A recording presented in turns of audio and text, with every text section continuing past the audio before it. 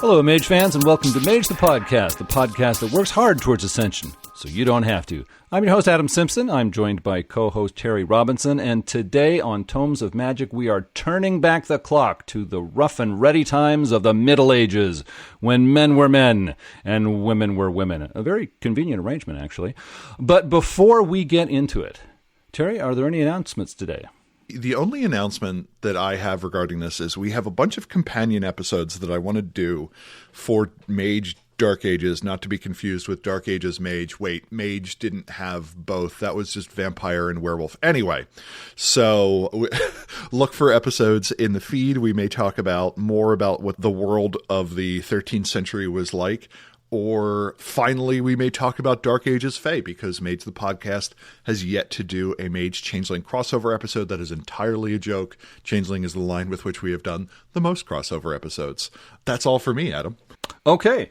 Well, today on Tomes of Magic, we are looking at Dark Ages Mage, with no colon in the title, which kind of threw me. I'm used to seeing those for World of Darkness games. But this came out in 2002, when revised edition of Mage was in operation. There were 9 authors contributing to this, and it clocks in at 239 pages, not counting the character sheet. It has 7 chapters and quite a lot of content. We're going to try not to bore you today, but there's just so much to discuss when we dig into this book. It's hard to resist. As a podcaster, I will try to practice self-restraint. No, I'm not going to try to practice self-restraint. I want to talk about this book. Terry, can we start off with one of your walkthroughs? Sure. The first thing I would like to note is I came up with a number of alternate titles. The first was Mage. Well, actually, if Paradigm were really that important, we'd all use Pillars in M20. Shut up. No one likes you. My second title was Mage, F.U. Vampire. We want as many time periods as you have, because at this point, Vampire had gotten contemporary Victorian and Dark Ages, and Mage had gotten Dark Ages, Sorcerers Crusade, and Modern. And then finally, Mage. Every time I see a drawing by Quentin Hoover in this book, I cry a little. Quentin Hoover is one of my favorite artists. Quentin did the character art in here, and you're like, oh yeah, this is some good stuff. It did this absolute artistic powerhouse in this book between Quentin Hoover, Vincent Locke, and Alex Shakeman. So, starting off, I'd like to note one of my favorite things in this book is on the credit page, page 2. It lists playtesters. And I'm like, what? Moving on. We get not one intro, but 2 intros. The first intro is a wizard that makes a sword for a guy. And then the guy tries to use the sword and lights on fire. And everyone's like, guy tried to use the sword. Yep. Lit on fire. Yep. Okay, seems appropriate. That really gets you into the Dark Ages mentality of using a sword wrong and God lighting you on fire. Then we get arguably the most Mage intro I have ever seen, where a hermetic is trying to do a thing and someone says, you don't belong here because you're not the right person to be here. And the hermetic says, no. And then shit starts. Big fan of Adam introduced when we were talking about, I can't remember what book a while ago, where the fundamental difference between the Hermetics and the Dream Speakers is the Dream Speaker says everything has its right place. And the Hermetics go, well, what if I don't like that place? And then everything really just kind of flows from that. And that intro really, really reminded me of it. Then we get to the introduction, titled Mysterious Signs, which is appropriate because the title font they use is kind of hard for me to read sometimes. As I mentioned, 100 walkthroughs into Mage the Podcast. What questions am I going to ask for this book to answer? The first is, does it tell me how to do magic in this era? 2, does it tell me who does magic and why? And the third is, does it describe the 1230s? It then gives us an idea of what the mood of the era is going to be. We get the idea that even in the 1230s, that magic is fading, that it is unpredictable, that the mood is somber, that there are a lot of dangers in the world, that the game is going to be set in 13th century Europe, and 13th century Europe is heavily depopulated. It's still dealing with the fall of the Roman Empire, which is always weird to me because you're like, you realize Byzantium and then Constantinople stood for literally another 1,000 years. But anyway, that's a separate episode where Terry nitpicks weird historical facts about Mage. And then we get a lexicon, and this is the shortest lexicon in the history of Mage. We get a total of 12 words described. And then we get this recurring motif of what appears to be 2 chicken bones that have runes or Celtic script or something on them held together with sinew with a jewel in the center, like a child was let loose in a combination dungeon 13th century Claire's. And that is my walkthrough of the intro. Did you have any thoughts about the credits page, the 2 intro fictions, or the introduction, Adam? Well, for the longer prologue fiction, I was impressed. I thought it was good fiction. It did an excellent job of introducing the setting, introducing the elements, a combination cabal forming. I just thought, well, this one hit it out of the park. This is some really good prologue fiction. It actually sets up my players to jump in. I would hand it to my players before running a game or the week before we get together to run the games. Read this. It's actually very nice. It's gonna point you in the right direction. When it comes to the intro, I thought it was interesting that Sorcerers Crusade gives you a 150-year period, basically 1400 to 1550, although later books say, hey, wouldn't it be fun to go up to 1600? But Dark Ages Vampire says 1230. Just 12:30. It's like, hello, you paying attention? Yeah, it's 12:30. If your storyteller says 12:31, fire him. So because you got it wrong. This is technically a supplement. The basic rules for play are covered in Dark Ages Vampire, not to be confused with Vampire of the Dark Ages, because who would confuse those two? But the intro was very clear and to the point. Although it was short, it gave me a good understanding of what we're going to do in this book, and it actually motivated me to read the rest of the book. After that intro, it's like, yeah, I want to turn the page and get into Chapter 1 now. Mm-hmm. So, yeah, I loved it. Let's hear about Chapter 1. Chapter 1 is entitled Magic and the Medieval. It talks about it just starts with what are the principles of magic at the time. And one of the recurring themes we get in the book is the idea that there hasn't been enough time to kind of develop a philosophy of magic. Very much later on, the book will talk to you about you need to understand how prejudiced this era was, how narrow and provincial the thinking was throughout most of the areas that are being covered. People are very lightly educated at best. Literacy is incredibly low. There's almost no travel. It mentions that one of the few sources of entertainment in the era is getting all up in your neighbor's business. During Adam's intro, he said, when men were men and women were women, which to me was just a reference to the fact that the entire Storyteller section is like, oh yeah, if you don't want to have to deal with prejudice constantly, you just need to have an entire group of testicle havers. Otherwise, you're playing this game wrong if you have women on the same footing as men.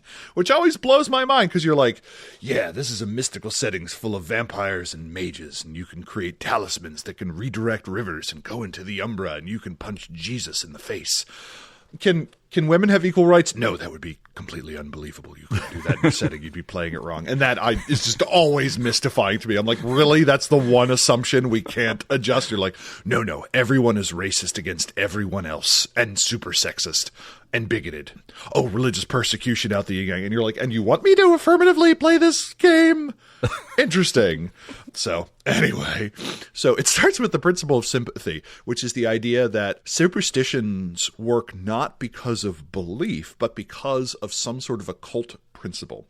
So it is saying that the idea of mythic threads or an awareness that belief informs magic has not occurred yet. People just think this is the way the world works. There is no idea that belief unto itself has power. Mages could theoretically work without tools, although that goes against the grain of the universe, except later on when we get the rule that tells you how to work without tools at no increased difficulty as your fount ways, because I guess you have the ability to go against the grain of the universe.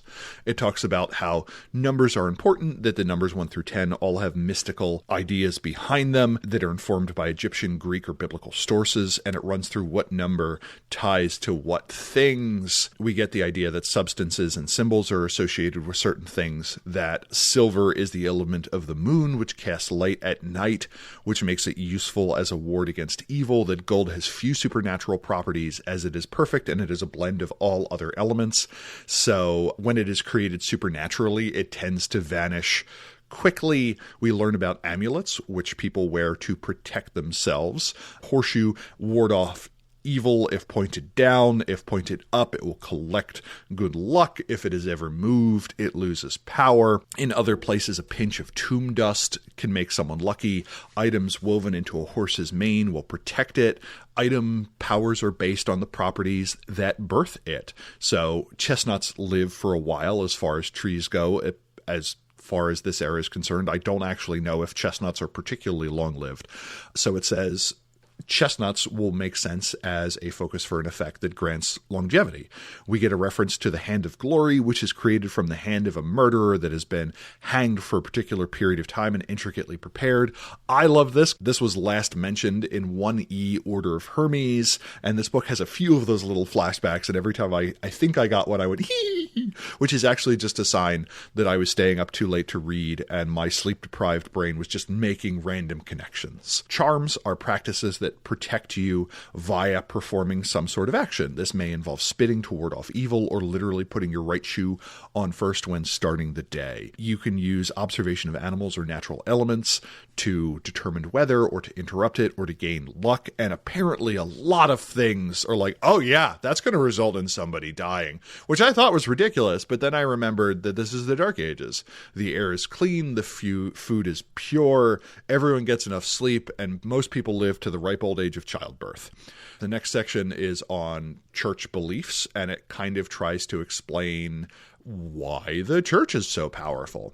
The church is the single most powerful entity in medieval Europe. It propagates itself with miracles and faith, and people think it is strong, which makes it strong, even though people do not necessarily have an idea that that belief is what is causing it to be so potent. Priests are unbound by earthly laws. The power of the church is sufficient that literally holy folks in the church have the ability to withstand or influence the supernatural on the extremal cases.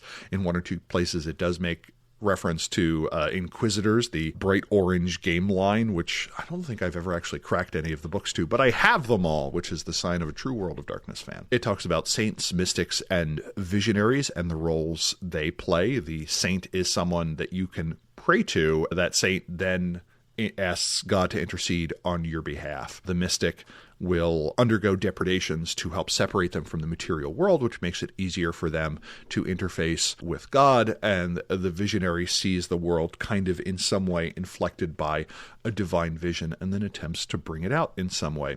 We get a big old list of saints and what they are tied to, which is useful. This book is pretty generous with giving those lists of associations.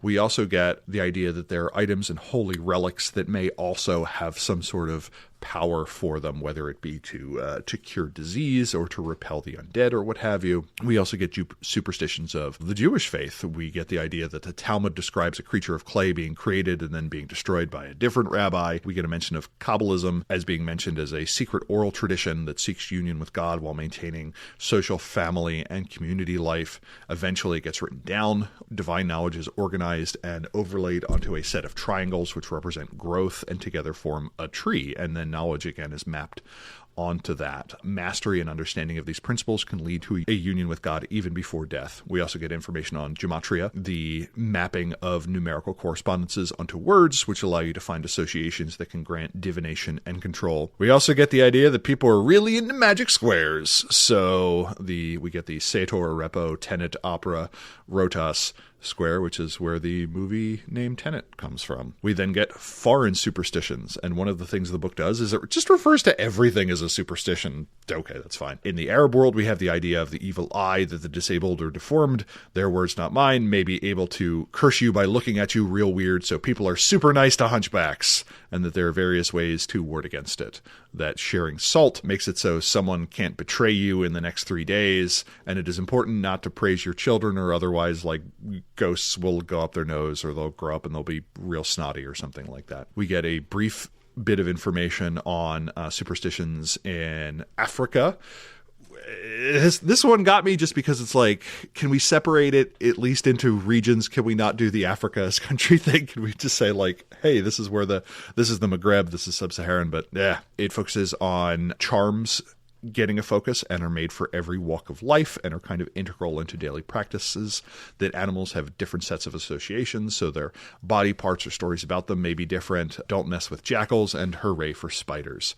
And it says it is rich with spirit beliefs, which seemingly is also true for Europe because we get a number of fellowships that care about it. Anyway, that was chapter 1, and it just starts with information on magic. I wish it gave a bunch more specific examples for the rest of the world. The European setting had a bunch of specific ones, but kind of the other regions felt a little bit light. There's not really an explanation of like Christianity as a belief set or Judaism, how they actually work, and a little bit of information I feel would be useful for most readers who may not already be familiar with that, but at least this one was okay. It felt somewhat immersive and had enough detail. So what did you think, Adam? I thought it was a nice, straightforward intro to notions of magic and superstitions. I will say, listeners, if you liked Chapter 1 of Dark Ages Mage, I've got a recommendation for you at the end of the show, but let's not hurry ahead.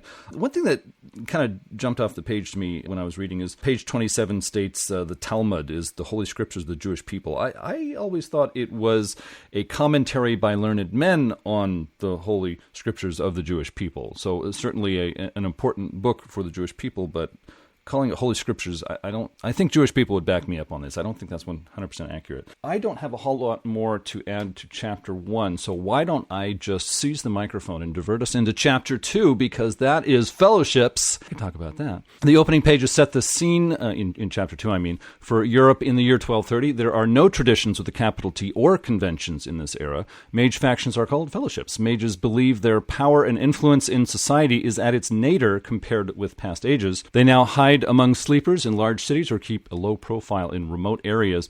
The church, money, and military might are ascendant now, and although change is hard, some mages are discussing the need for it. For the first time, multi-fellowship cabals are forming, especially in places where different cultures interact, like the Holy Land, Sicily, the Balkans, and Iberia, what is today Spain and Portugal. It is also happening in university towns like Paris, Padua, and Oxford. Dark Ages Mage looks at Europe, the Middle East, and North Africa. The rest of the globe isn't really a part of this game. The 6 fellowships are the Alibatine, Messianic Voices, the Old Faith, Order of Hermes, Spirit Talkers, and the Valderman. I may be mispronouncing that, but podcaster privilege, I'm just going to do that. I never took Latin, people. Give me a break. Each fellowship has its own ranks, which I won't list here, although it is interesting to note the Order of Hermes has apprentice, disciple, adept, and then master. Sounds awfully familiar to me.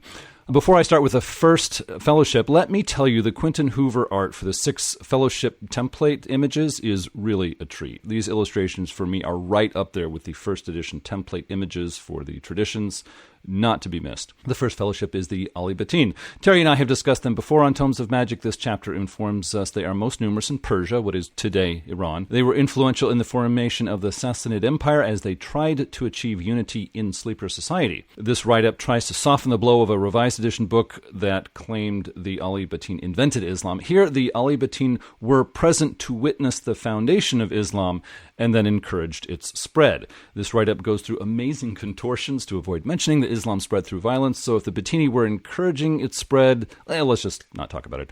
The philosophy section, after some interesting claims about Islam, is a more detailed treatment of Alibatine beliefs than I've seen in any other mage book. The idea that their true goal is to be absorbed into a being called the Camille, while leaving their memories and emotions behind, matches very well with the high-level arcane description on page 39 of Lost Paths for Revised Edition.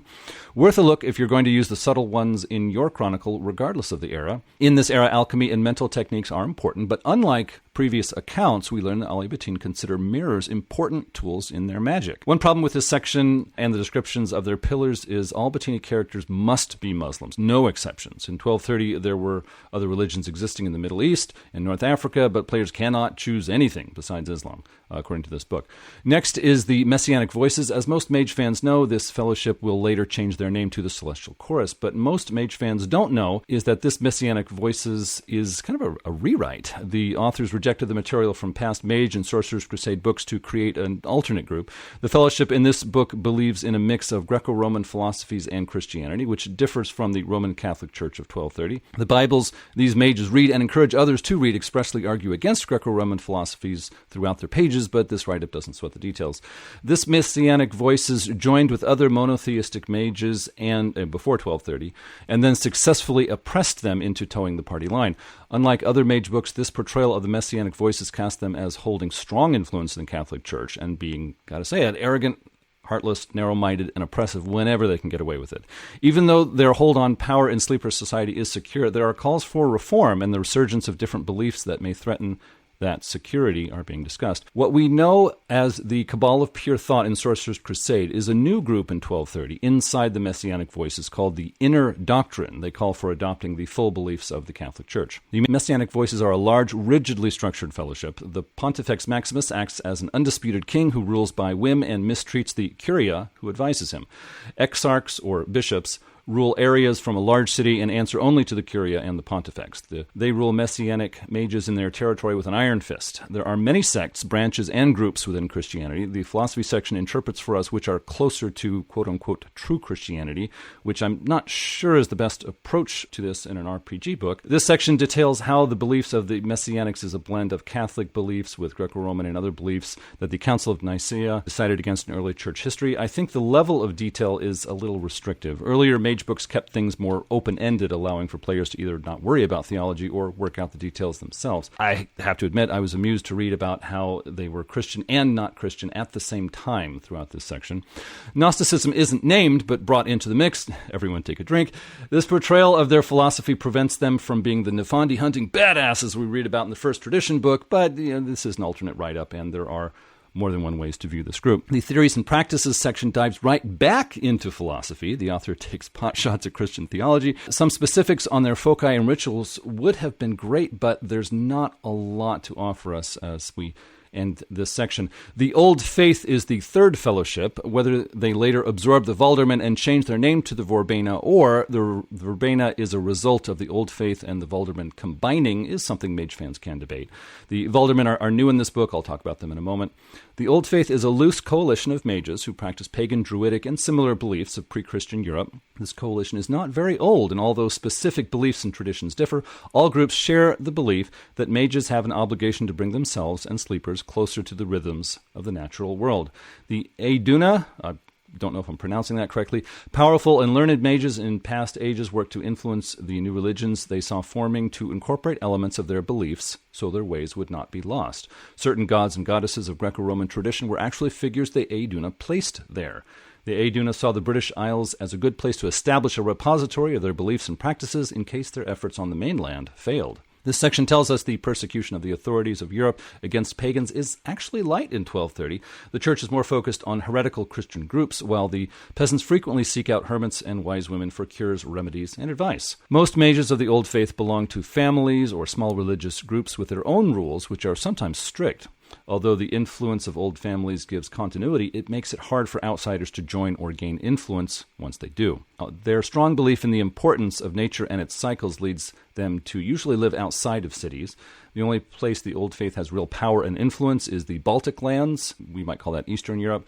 Two core ideas run through all the different groups in the fellowship. First, the past was a golden age where men were mighty and magic was common. Second is the primacy of life. Nature's cycles demonstrate that life and tie one closer to it.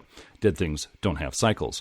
Although brief, the section on foci mentions blood, herbs, and plants, and dances as things that connect mages to nature's cycles. Next up is the Order of Hermes. They're in every edition and era of Mage, and I'm always glad to see them. Even in 1230, they are known by mages, other mages, to have the largest collection of magical knowledge in the known world. The Order of Hermes was unique among mystic orders of the ancient world in they gathered all kinds of magical knowledge from their earliest days and sought to fuse them together. In 1230, the Masasa War with the Tremere vampires is either winding down or shifting to a less intensive shadow war. The Order of Hermes lost Mistridge 20 years ago. Although still holding power and influence in sleeper society, the Order is conscious of potent enemies for the first time in their history. The Order may be the most formal and organized of all fellowships. The houses within the Order are called both a source of diversity and dynamism, but also a source of fractious infighting. Like many later Mage books, this book repeatedly mentions the pride of Hermetic mages. The degree of pride I saw in this book would be the undoing of any group, yet the Order survives intact to modern times. This write-up states the fall of Mistridge was caused by Hermetic pride. I think no mages could predict craft mason cannons, which, by the way, weren't mentioned here. The philosophy section gives us the three realms of human existence: belief and emotions, where most humans remain; reason, where intelligent people apply their minds to surpass their senses; and noesis, the realm of above that exists beyond reason. Here, the mage surpasses human weaknesses to experience truth and pure thought. This section states the Hermetics are laboring towards a future where they will enlighten all humanity. Early 90s material portrayed the order more of a place where mages could cast off the distractions of mundane life to pursue personal perfection. The fifth fellowship is the Spirit Talkers. They believe in a spirit world apart from the physical world. When I was reading this write-up, it seemed a bit odd to me, since in Chapter 4 we learn most fellowships can visit the spirit worlds themselves. Their magic revolves around dealing with spirits. Some speak of the spirits of the land, while others talk of angels, saints, jinns, and other figures familiar to sleepers of the time. They have very little in the way of formal traditions or organization. There are two general groups of spirit talkers. In Eastern Europe, Scandinavia, and Central Asia, spirit talkers are more recognized by their communities and practice openly with their own temples and shrines. In the rest of Europe and Muslim lands, isolated practitioners keep a low profile. A careful reading of this section makes it clear the spirit talkers will later be named the Dream Speakers. What isn't made clear is if the Spirit Talkers of Europe will fade away or be incorporated into the Dream Speakers of later eras. The first two editions of Mage suggest they fade away, while Revised Edition suggests they are incorporated. Animism is a part of their beliefs. Everything in our world has a spirit within it. They feel obligations to both the people of the physical world and the spirits of the spirit world. This fellowship is the weakest in terms of power and influence. Many of their mages are so accustomed to isolation that they live as hermits. New recruits are hard for this fellowship to find. The final fellowship is the Valdermen. These Scandinavian mages of Northern Europe revere the Norse god Odin. In later years, they will combine with the Old Faith, and their beliefs will blend into the Verbena. Specifics about their history are hard to come by. There is no recognized founder or year they started. There's no real leader or recognized organization among these mages. The use of rune characters is vital to their magic. This write-up states Norse culture sees magic as the domain of women. From my reading, I recall a magic tradition for men coming from Odin and another for women coming from Freya, but I'm no expert, don't quote me. They exist on the fringes of society in their homelands and practice in secret there. Most Valdermen live in isolation, but some use their abilities to set themselves up as lords and attract followers. Fatalism is a part of their beliefs, resulting from the idea that one's weird, or fate, cannot be changed or avoided even among the gods. Sacrifice and hardships are a necessary part of gaining strength and wisdom. Their magic includes prophecy, scrying on distant targets, cursing, and shapeshifting. Every fellowship has a theories and practice section. These sections are long on theory and usually short on practice. Let me close this walkthrough on Chapter 2 by mentioning the craft masons are 20 years old in 1230, and the Templars have been around since the early 1100s. Terry, what did you think of Chapter 2? This was interesting in that this was the chapter where what the game is was kind of revealed, as well as what some of the shortcomings were going to be. As with most of the Dark Ages books, it doesn't perfectly match up with the rest of the continuity in the game, and that is fine by me. It happens. I was thrown off in the introduction where the guy draws a sword against skeletons. Everyone knows that slashing weapons only deal half damage. He should have had a mace. That's just lacking genre awareness. It also starts with magic can no longer be wielded freely except in their personal places of power, and that they must work in secret. So it kind of suggests that there is no directly playable era of Mage where you get to be like, woo! Also, fine. All of the groups underwent a little bit of a change.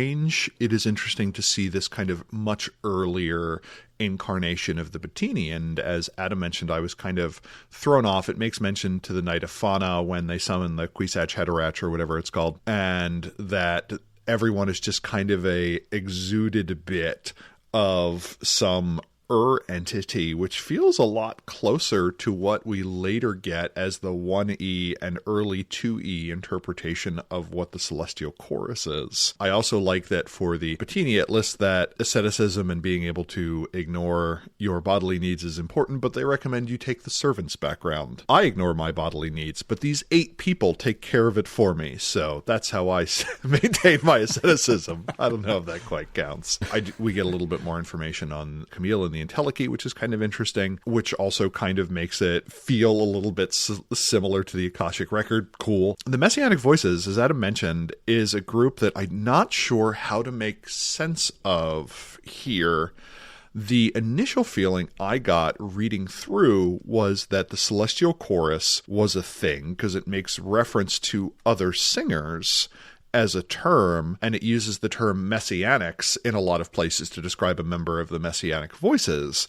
And I'm like, oh, is this just the dominant faction inside of the Celestial Chorus? And that was kind of my first reading of it. I'm like, well, that would make sense that the messianic voices would have these 4 pillars, blah, blah, blah.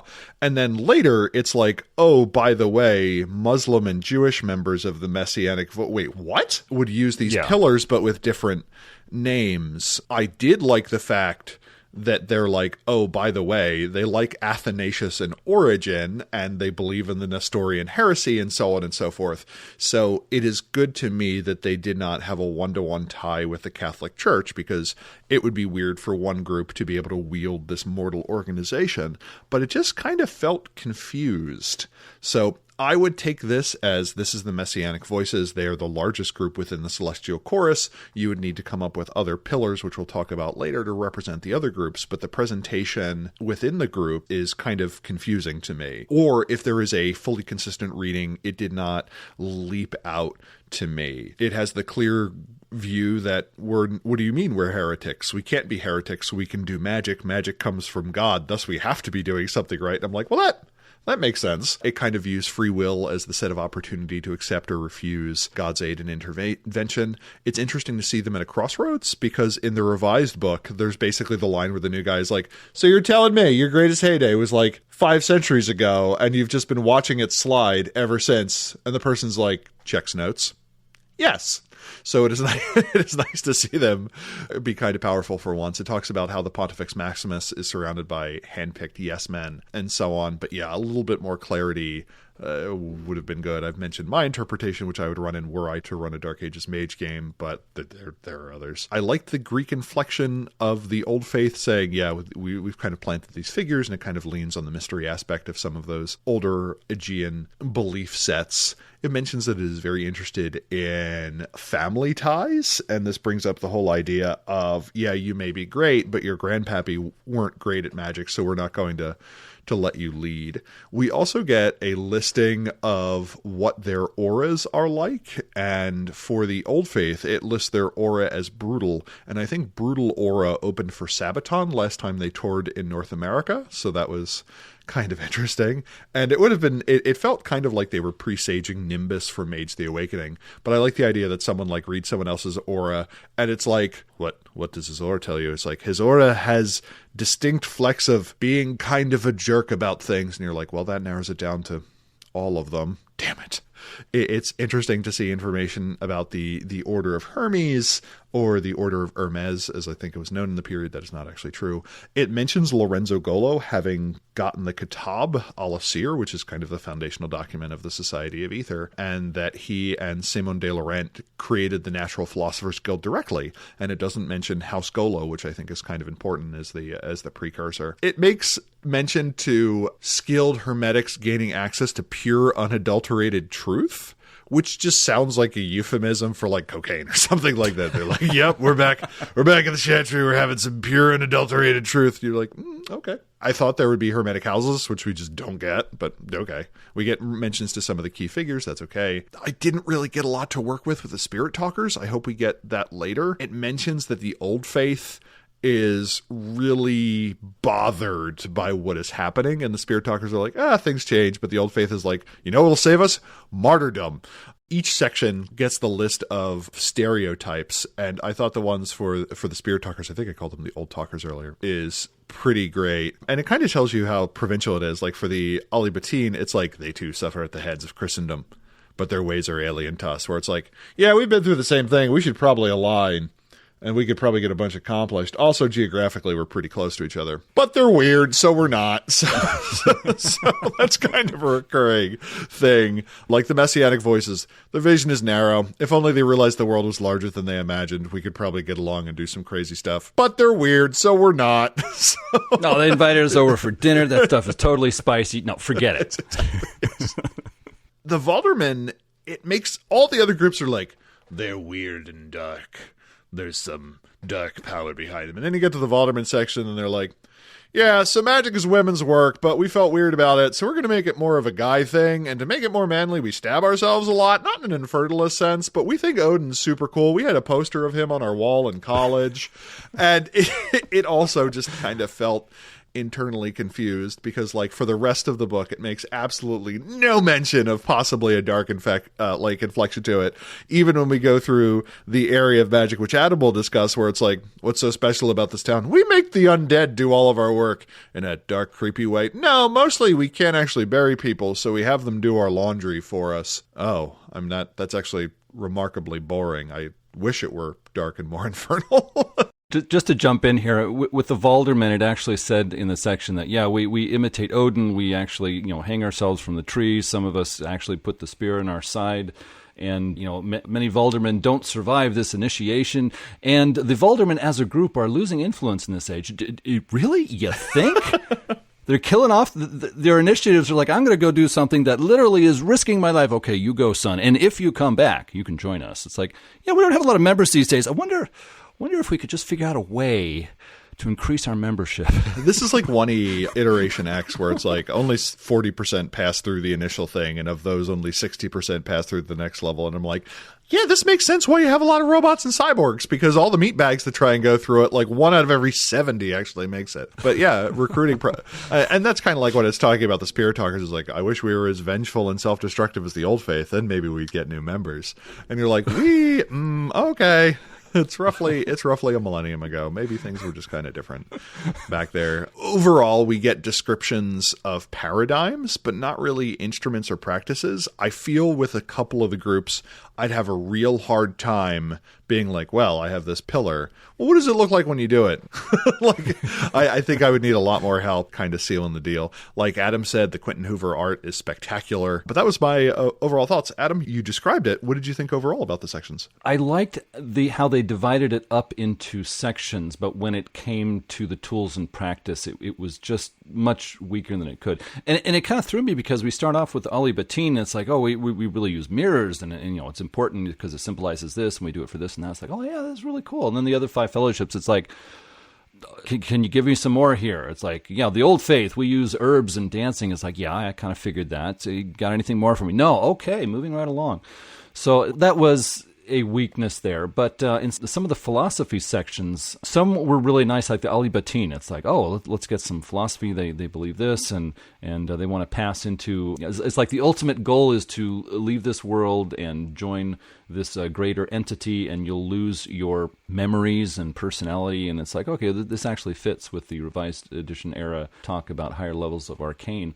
But then you get into Old Faith, and it's like, yeah, natural cycles, because life is important. It's like, yeah, I kind of know that. Can we get into any specifics? No, because we have all these different religions that believe all these different ways. And it's like, I guess I have to expect that. At the same time, it's not much fun. But yeah, I think I'm ready to talk about Chapter 3. Chapter 3 is entitled Characters, and it goes through character creation. And by that, I mean, he says, tear open your copy of Dark Ages Empire and use that, except for change these following things. I like that it specifically mentions that there's a whole bunch of merits and flaws that mages can't take. Like, they can't take the merit eats food. If my character wants to spend 2 points to be able to eat food, I'm not going to stop him. This guy eats super well. He's one of those people that can talk and eat, like, at the same time. They're like, how are you not choking? Generates a backlash in this era. It talks about the importance of figuring out kind of who your character was before they learned the truth. There's a bunch of verbiage that is used in each section that is not carried through, and that combined with how the fellowships are discussed really makes it feel like each person got a different chapter to do and a different fellowship to do, and then they were just kind of all brought together without being thoroughly harmonized, which is very hard to do. I recognize that, but that's kind of my feeling I got. Who were you before you learned what the truth was? How did you learn the truth about magic? Now what do you do when you spend your time? It asks you to describe what your cabal does, where it is located, who are its neighbors or roommates, what needs does it need to have filled, what does it function? And it breaks it down into a couple of different classes, like, does it try and pursue knowledge? Is it trying to go find magical artifacts or do magical research or something like that, or protect and cultivate magical knowledge? Are you all proteges of the same person or group of people? Are you just trying to survive in a harsh environment? Are you operating in the real world? Do you have a business that is a anchor background in the form of resources or something like that? Is there a cray that you protect? Are you all involved with the church in some way? Or do you just want to gain power, which is also entirely fine? Other notable thing is you start with 5 points of quintessence, or you're found plus cray background, whichever is higher. And then it leads you through a bunch of additional questions about your character. The problem with that is they are identical to the ones earlier. So it's like, what was your life like as a commoner? When did you become aware of magic? And you're like, you just asked this like two pages ago, but such is the way of things. We then get new traits, which are the ones that you would kind of expect. We have awareness, cosmology, and enigmas, which the vampires, I guess, don't have. They all make sense. It's not one of those things where it's like, you need 7 points in falconry if you want to be able to swim. And you're like, wait, where is this coming from? What was it? Swimming, diving, and like plunging were all 3 different factors. Anyway, we've left Sorcerers Crusade behind. Then we go on to the backgrounds, and these are pretty interesting and flavorful. First, we get a kind of a mini chantry building system that basically says for each point you put into this, you can be well defended because you're not super obvious. You can have the ability to conceal yourself and not be super obvious. You can have the ability to hide your aura as to not be super obvious. Maybe your chantry is well integrated into the surrounding community, making you not super obvious. You may see that a bunch of these things are all just different ways to conceal your chantry. We then get information on cray, which is to say node. And the interesting thing about this is all crays generate 1 point of quintessence per day, and large ones just hold more.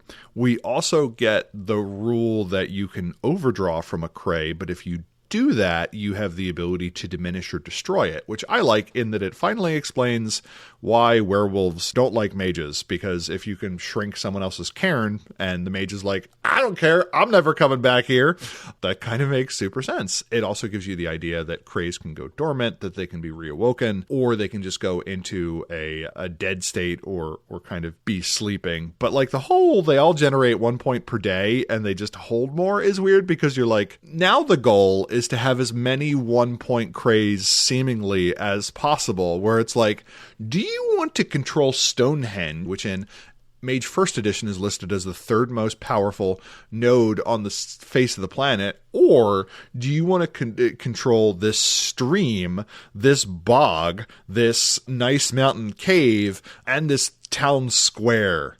The answer is obviously the second one, which is just baffling, but such is the way of things. And this edition of Mage places a lot more information on the usage and control of quintessence, which I kind of found interesting, especially when we roll that into the next background, familiar, which consumes 1 point of quintessence per dot of familiar. So it's one of those things where it's like, I hope 2 people don't have familiars of any potence, or you're going to start to need multiple crays.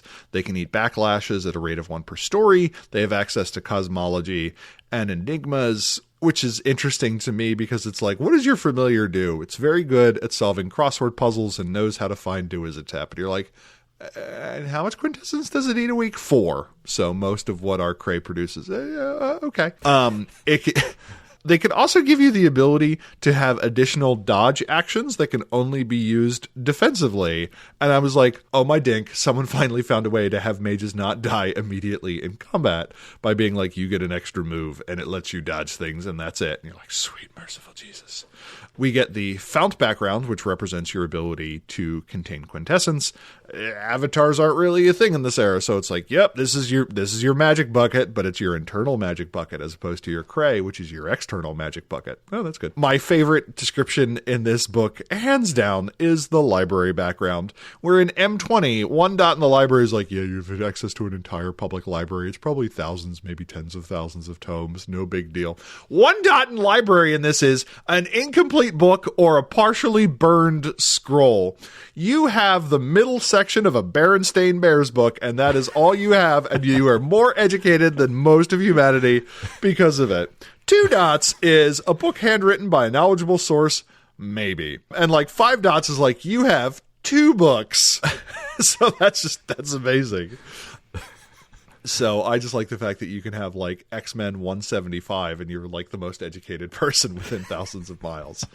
We then get the Sanctum background. This is another one that is different in the era because like in Mage 20th, like 1 dot Sanctum is you have a broom closet that you're kind of on okay terms with, and 5 dots is you have a small kitchenette or breakfast nook that is tuned to your paradigm. But here it's like 5 dots, you have an entire castle or forest or mansion, or Germany. Yeah, Germany is now your sanctum. And you're like, oh, that seems like a lot. You get an extra die to your foundation, and you're like, oh, this means I'm not going to mess with the Old Faith, because if they have all of the Carpathians, that seems like a poor choice for me to challenge them there. Yep, it does. Don't do it. That'd be stupid. I also like that with servants, the higher their level, the less role-playing they require, where it's like 1 dot. You have a pretty mediocre servant. 5 dots. A servant that no one notices. I'm like, is that a good thing or a bad thing? And it also says you can blend them together, but it doesn't mention that it needs to be a whole number. So I like the idea that you're like, yes, the servant is half remarkably capable, half incredibly inept. And that is how I have 2 dots in servant. We also get information on talismans, which are completely different than the talismans seemingly we get later. It's just like, you know what? Let your heart guide you. And you're like, oh, okay. That's good. We then get information on what you can use quintessence for. You can spend a point to make something more impressive strictly cosmetically.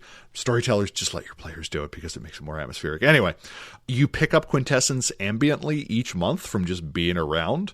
And quintessence is also required to cast an effect if your pillar is beyond your foundation, which surely we will eventually get to, being 90 pages into the book. We get a little bit more information on how auras work, how increasing magical backgrounds work, and then we get into merits and flaws, which are just delightfully old-timey, with merits like, hail, you are in good health. Subtract 2 dice from all difficulties to resist disease. Woo! And then, like, weak lungs. The difficulty of sustained physical activity increases by 1. We also get information on devotion, which is nuts, which basically says that you get 1 to 3 willpower per session through prayer. This is obscene, especially in contrast to the Destiny background, which is like once per story. If you're lucky, you can roll some dice for the opportunity to possibly, maybe, get some willpower back. But otherwise, it's some systems. What did you think about Chapter 3, Adam? I expected this to be dull but necessary, but boy, was I wrong. It was very interesting to me, especially the backgrounds. I start off the chapter, it's like, yeah, let's skip natures and demeanors. Thank you. I love your book.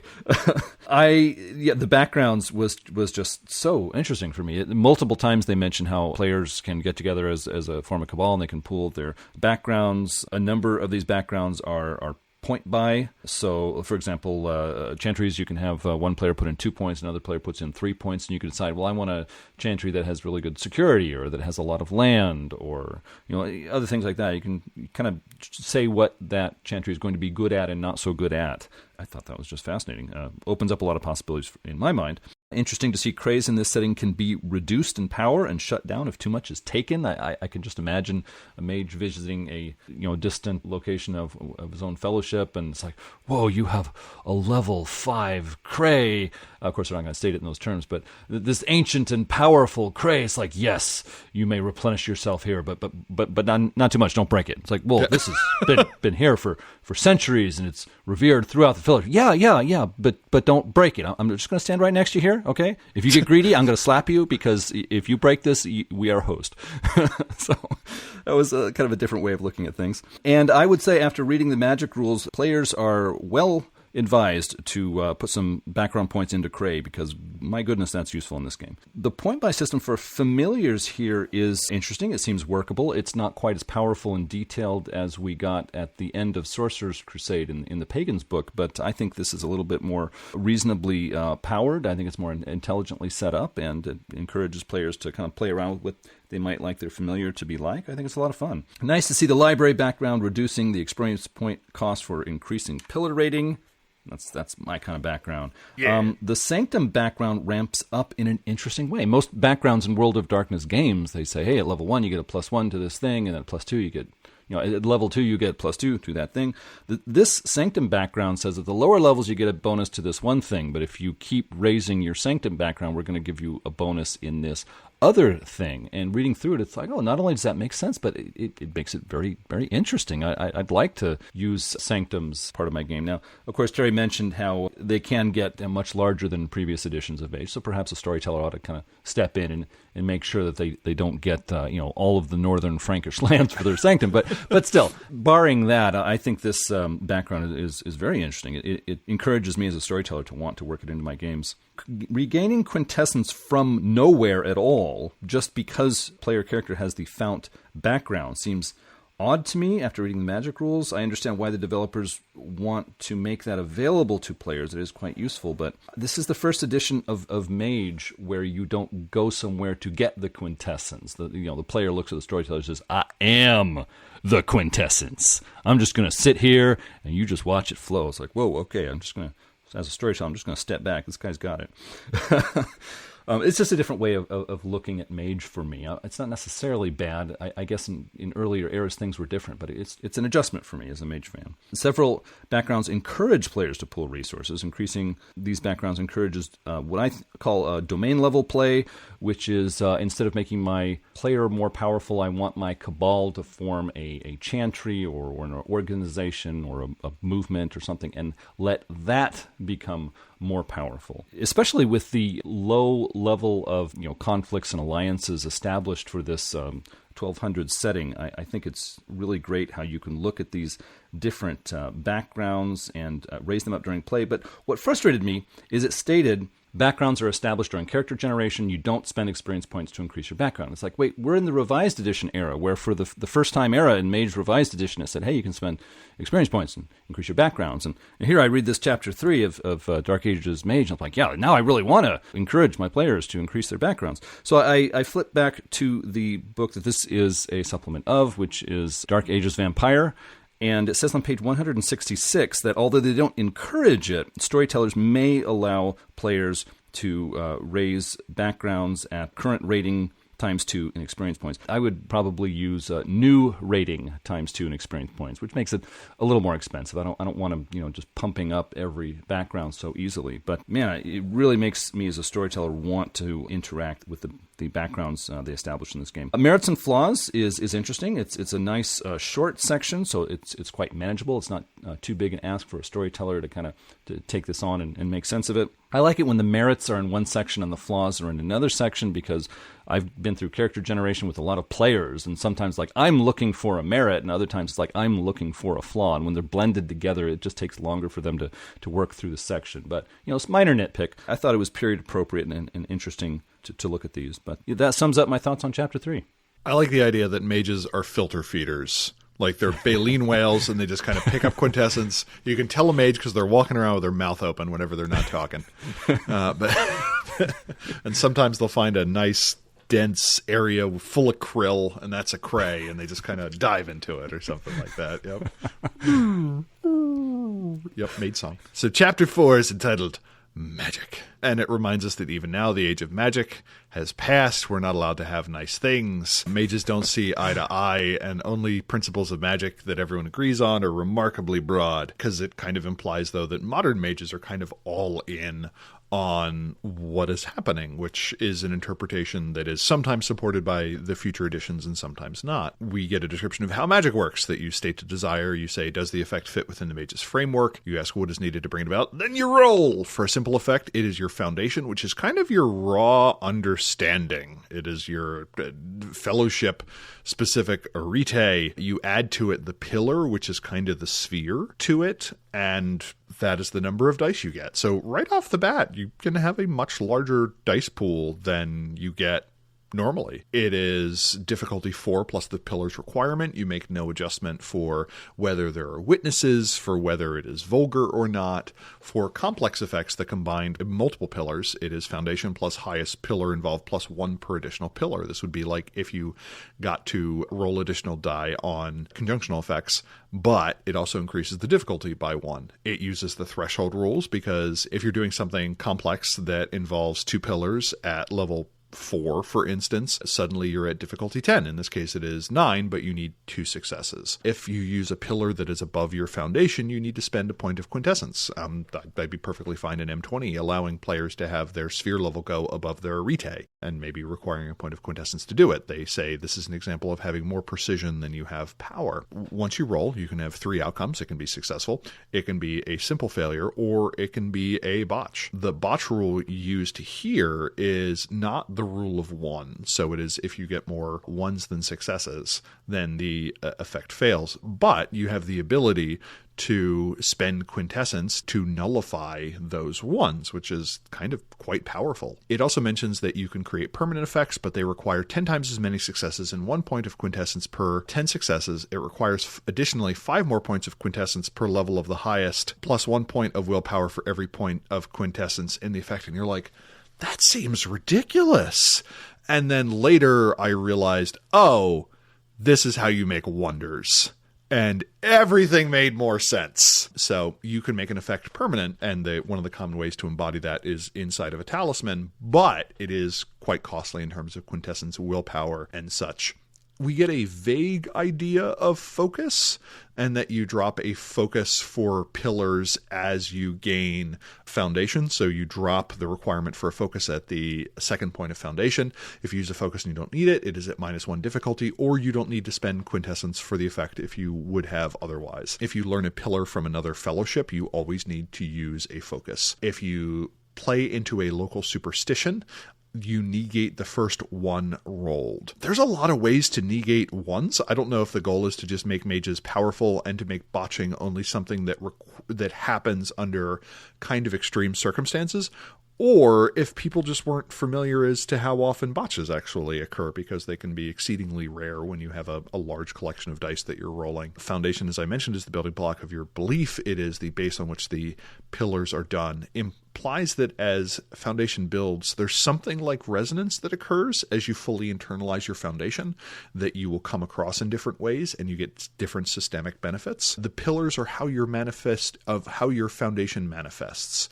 They are the embodiment and not the ideal. Pillars describe the kind of mage that you are. We then get a bunch of rules for duration, distance, and magic resistance, and then it goes into the effects. It notes that for 5 successes, you can adjust the distance of an effect, that you can go from Iceland to Constantinople, which, as the crow flies, is about 2,500 miles for those keeping track at home. It finally indicates that the range of a magical effect by default is between yourself and 20 feet away.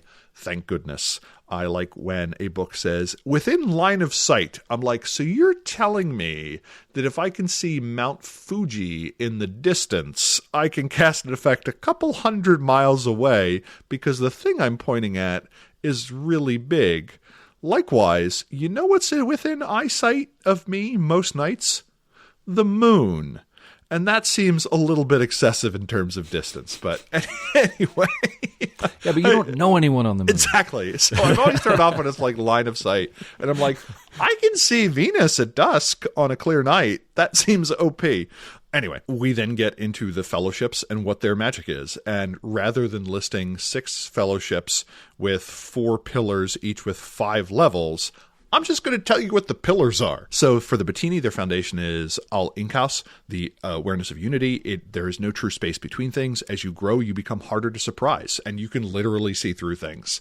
The 4 pillars are based on Ubadan, or the idea of faith. You have Al-Anbiya, which is the power of perception and time.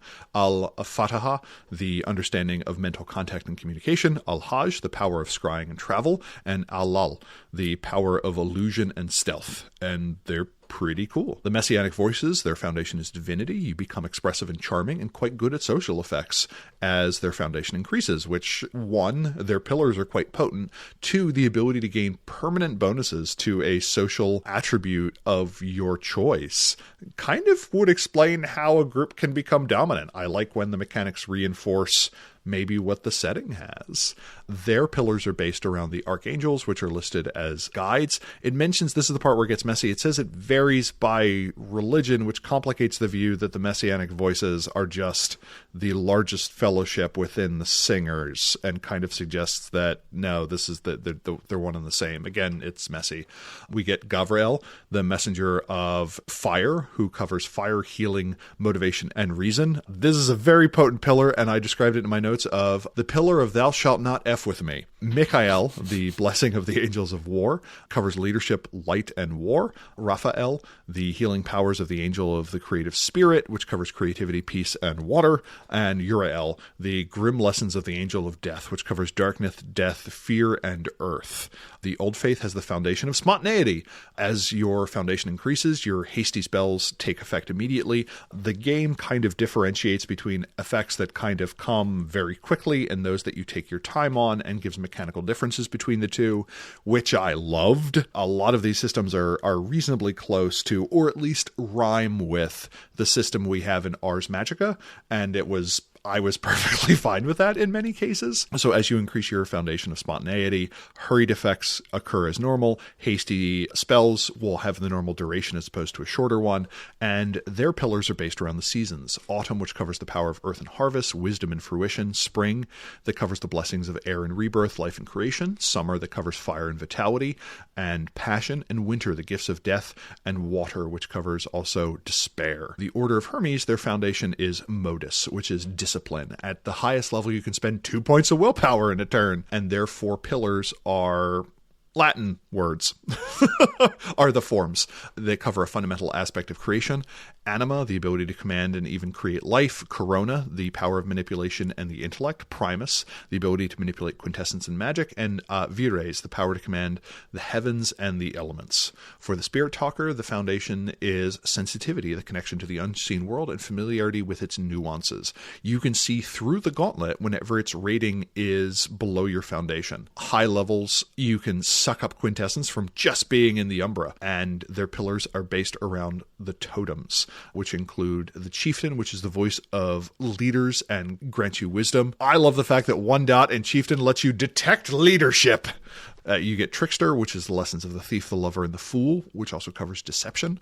The Warrior, the brutal teachings of the brave fighter, which includes the gifts of fury.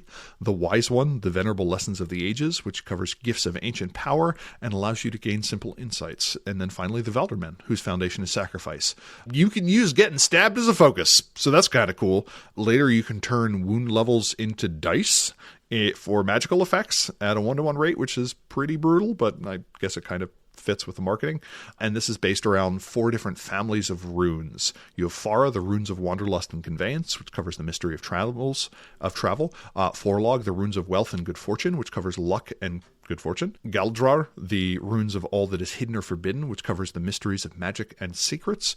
And Hjaldar, the runes of empowerment or control for those who make war, which covers the mysteries of battle. You can learn other pillars. It doesn't really tell you how. It also mentions that quintessence may have resonance to it, and that may affect what you're doing, and we don't get a lot of information on that. And then the last bit of this covers backlashes that, again, they are somewhat rare. You can use quintessence to cancel them out as they go, and they're kind of broken up into 3 categories. One is those that tend to accumulate over time and kind of compile, and that is branding, which leaves some sort of magical scar. You may grow a new limb or look like a corpse or have a strange glint in your eye.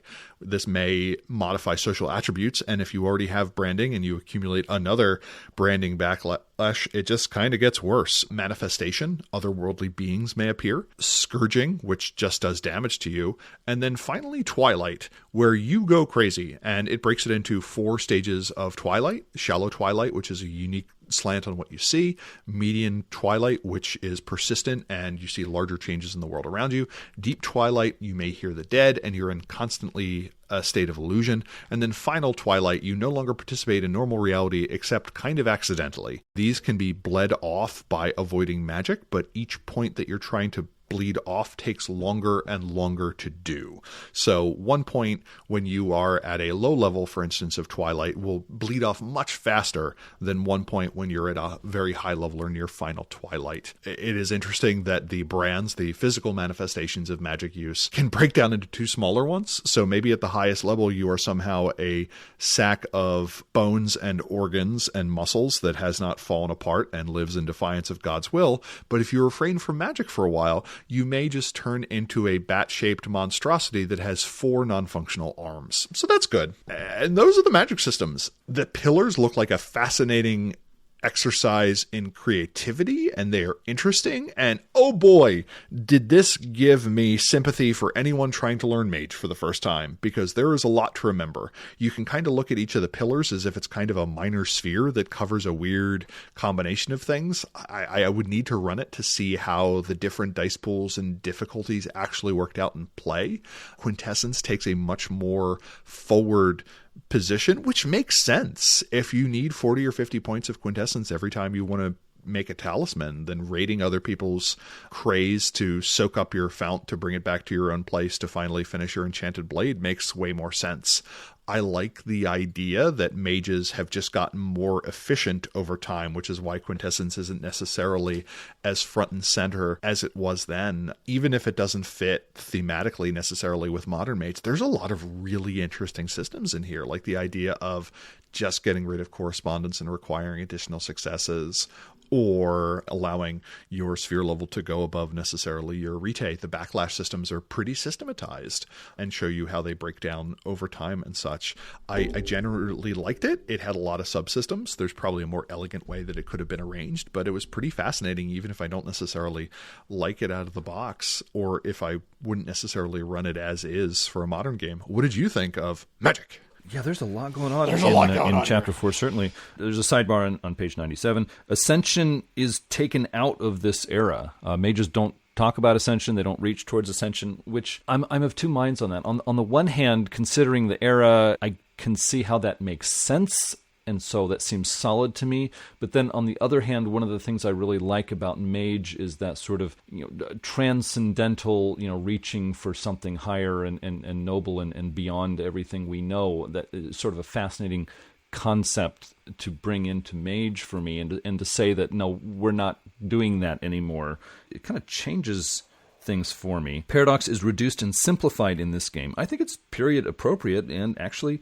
easier for the storyteller. It actually gives us some examples of this game's equivalent of a paradox flaw and how you might handle it at different levels. And so they actually help us through it quite well. Page 102, mages can learn the pillars of other fellowships, but must always use foci for them. I like that. I think that works. I can see Terry's point that a storyteller might want to make a player spend more experience points to get it, whereas just the way the rules are written, it's the same number of experience points to pick up a pillar from another fellowship. However, it's difficult to find a dedicated trainer from that fellowship who's going to take you seriously and really work with you. So in-game, it's hard, but in systems, not so hard. I just like that, you can have a hermetic who's really serious about traveling the world and learning other kinds of magic, and according to the rules, he can do that. Let's see, no one becomes a mage without training. There are no orphans. So if you meet a hollow one in the modern day who says, my group goes back to the Middle Ages, you can say, you liar, which is a great way to make friends, by the way. A page of charts for magic rules would have been great. I mean, I'm really accustomed to this point with all role-playing games for flipping through the rules chapters and finding like a page or a 2-page spread where it's like, okay, here's the tables, the charts, and the summaries. So it's like, okay, I'm going to, as a storyteller, turn to this point in the book, I forgot about that. This chart is reminding me I have to factor that into combat or into, magical effects and stuff like that. And that's nice. This book just doesn't have that at all. So as a storyteller, if I'm going to run this game, I've got to do a nice reading of the magic chapter and then sit down and make my own kind of step-by-step, quick summary of the process of a magical effect, or things to keep in mind for this pillar or that pillar, or how do they spend quintessence, and make my own sort of 2-page cheat sheet as a storyteller. So I think it would have been reasonable to put that in, but it's not here. Counter magic is, I guess, less of a thing, because one mage's pillars are different from another mage's pillars, and so apples and oranges. You can't necessarily oppose one with the other because they're different. I guess I understand that. But one of the things I like so much about Mage the Ascension is, unlike so many of the fantasy role-playing games we're used to, one mage can use his magic to mess with another mage's magic because they know about magic. They know what's going on here. They don't just wait for the effect to finish and then do one of their own. And so in Dark Ages, there's less of a central counter-magical system here. There are ways to mess with another mage's magic, but it's going to take a little more study on the part of the players, and so that's an adjustment for me. I would need some time to playtest the pillar system to get a solid impression of it, but I will say it's easier for storytellers to keep 9 spheres in mind than it is 24 pillars in mind. I think it would take a number of sessions before I could say, hey, I think I can run some players through this and do all right. The pillar system does make it easier to create spells that clearly fit within a paradigm. For example, a Messianic can flood a place with light while simultaneously giving himself authority to command everyone there. And that can be really cool. The detailed descriptions of each level of foundation, I feel, are not helpful and possibly even confusing because mages can use pillars beyond their foundation. So when you're reading through the description of each level of foundation, it's like, this is what your mage understands, but he doesn't understand the next level. It's like, no, I think he does understand the next level because he's doing it. So I think it would have been better to just say, look, this is generally what the foundation is about. There are 5 levels. Okay, let's talk about the pillars now, because I read the description of how Foundation 2 is different from Foundation 3, and then I realized, yeah, but it doesn't matter. Phooey on it. The player's just going to use that pillar level 4 anyways. There are so many mind powers distributed among the different pillars of the different fellowships. Also, a lot of descriptions of pillars are rather vague. One of the things that helps me sort of at an abstract level as a storyteller is with the sphere system, each sphere has one central concept. So it's like, okay, forces. Okay, you want to mess with somebody's mind. Well, that's not forces, that's mind. So it's like, I know to say to the player, no, not that one. But you look through the pillars and it's like, well, it's kind of leadership and it's also kind of warfare and it's warm temperatures instead of cold temperatures. And it's like, wow, there's a lot of concepts here. So when the player says, no, I should be able to do this as a storyteller, it's like, how do I make a ruling on this one? Maybe he can do that. There, I think that kind of sums up my thoughts on Chapter 4. A lot of really fascinating systems here, but so many of the pillars descriptions are so vague that I don't have a defining concept to kind of hang everything on. It's like some of them are 3 or 4 or even 5 concepts mixed together. So things can get a little pear-shaped on you if you don't have that practice under your belt as a storyteller for managing your players, managing scenes. I am just so enthusiastic about Chapter 5. I can't wait any longer. Chapter 5 is all about magical lands, and I am just going to start trudging through it. We start off talking about places on Earth, and in 1230 there are plenty of magical places on our side of the gauntlet. Then we move into the Umbra. Although the Umbra isn't as well known by mages in this era, most of the fellowships can visit. Sidebars give us details about local residents, legends, and possibilities for your own games. A sidebar tells us several of the magical places on Earth actually aren't. Shallowings open at times to places in the Umbra, but many mages and other supernatural beings don't fully understand this. They don't know there's a shallowing, they just think that place is really different. We start with 8 pages on the British Isles. What we know today is England, Scotland, Ireland, and Wales. If you base your chronicle in Scotland, Wales, or Ireland, there's a high chance of dealing with the Fae. There's a good number of them even in England, so using them as allies or opponents is appropriate. Mages know of the Seelie and Unseelie courts. They can be killed by cold iron, but page 147 seems to disagree with Chapter 1 on if cold iron is pure iron or unforged, unheated, beaten iron. Mages also know the tedium and pains of ordinary life repel the Fae. Can you chase off Unseelie redcaps by complaining about how many chores you need to do? Worth a shot. Mages outside of the Old Faith are eager to gain legendary treasures of the Fae, such as the locations of blessed pools and enchanted objects. Several are listed without stats, which make excellent plot hooks. Stonehenge is described as being associated with the magic of the Old Faith and a level 4 cray. The text seems to indicate no fellowship claims ownership of the site. A sidebar gives us the most detailed lore on Stonehenge of any mage book. Long ago, the Wick noted the site was a focal point for wild mystic power. They set great stones there to bind the site to the passage of time and thus stability. In 1230, mages performing spells there pertaining to prediction or time or the manipulation of magic energies find their spells much easier. I thought this section was Really, really cool. Something to take away for any era of mage. Ireland still has many old druids who may be willing to pass their knowledge to respectful mages. Old oak groves still exist where shallowings can be found, but the energies of the site, such as fertility or violence, still hold sway. Wales is home to a collection of beings who fled Roman incursions. The Fae are uncomfortably close to were-creatures, vampires, and others who try not to incite each other. The Isle of Avalon in Glastonbury is a level 5 cray. It contains a large and stable shallowing. It had mystic significance before the King Arthur stories started. 2 mystic pools can still be found here, as well as a stable doorway to the underworld of the dead that even commoners can use if they aren't kept away. A labyrinth surrounds the heart of the shallowing. Some believe the Holy Grail and the sword Excalibur may still be on or near the island. There's a sidebar telling the truth about King Arthur and Morgan Le Fay. Unlike the second Verbena tradition book, this time Arthur was a Christian only, so rebirth was denied him by the Fae, who controlled Avalon. He totally died and is never coming back, so all those harbingers of Avalon can just forget it. I think this sidebar being here was a bit of a mistake. I'm dipping into the King Arthur stories, and there's much material for storytellers to play with. I think it's best for the authors not to make definitive statements on that body of legend. Scotland is home to wild places and many wild residents. 300 years ago, the Celts defeated the Picts, and many battle mages of the Picts were sealed in underground pits. Some mages believe these individuals still live and can be unearthed to learn their secrets. Other mages fear this is true and try to prevent it. Lore from Werewolf the Apocalypse mixes in here. Tunnels and caves beneath the Scottish Highlands hold black spiral dancer werewolves and other evil creatures that occasionally attack the unwary. Let's look now at Scandinavia. In northern Norway, far from the larger towns, is the town of Kaldheim.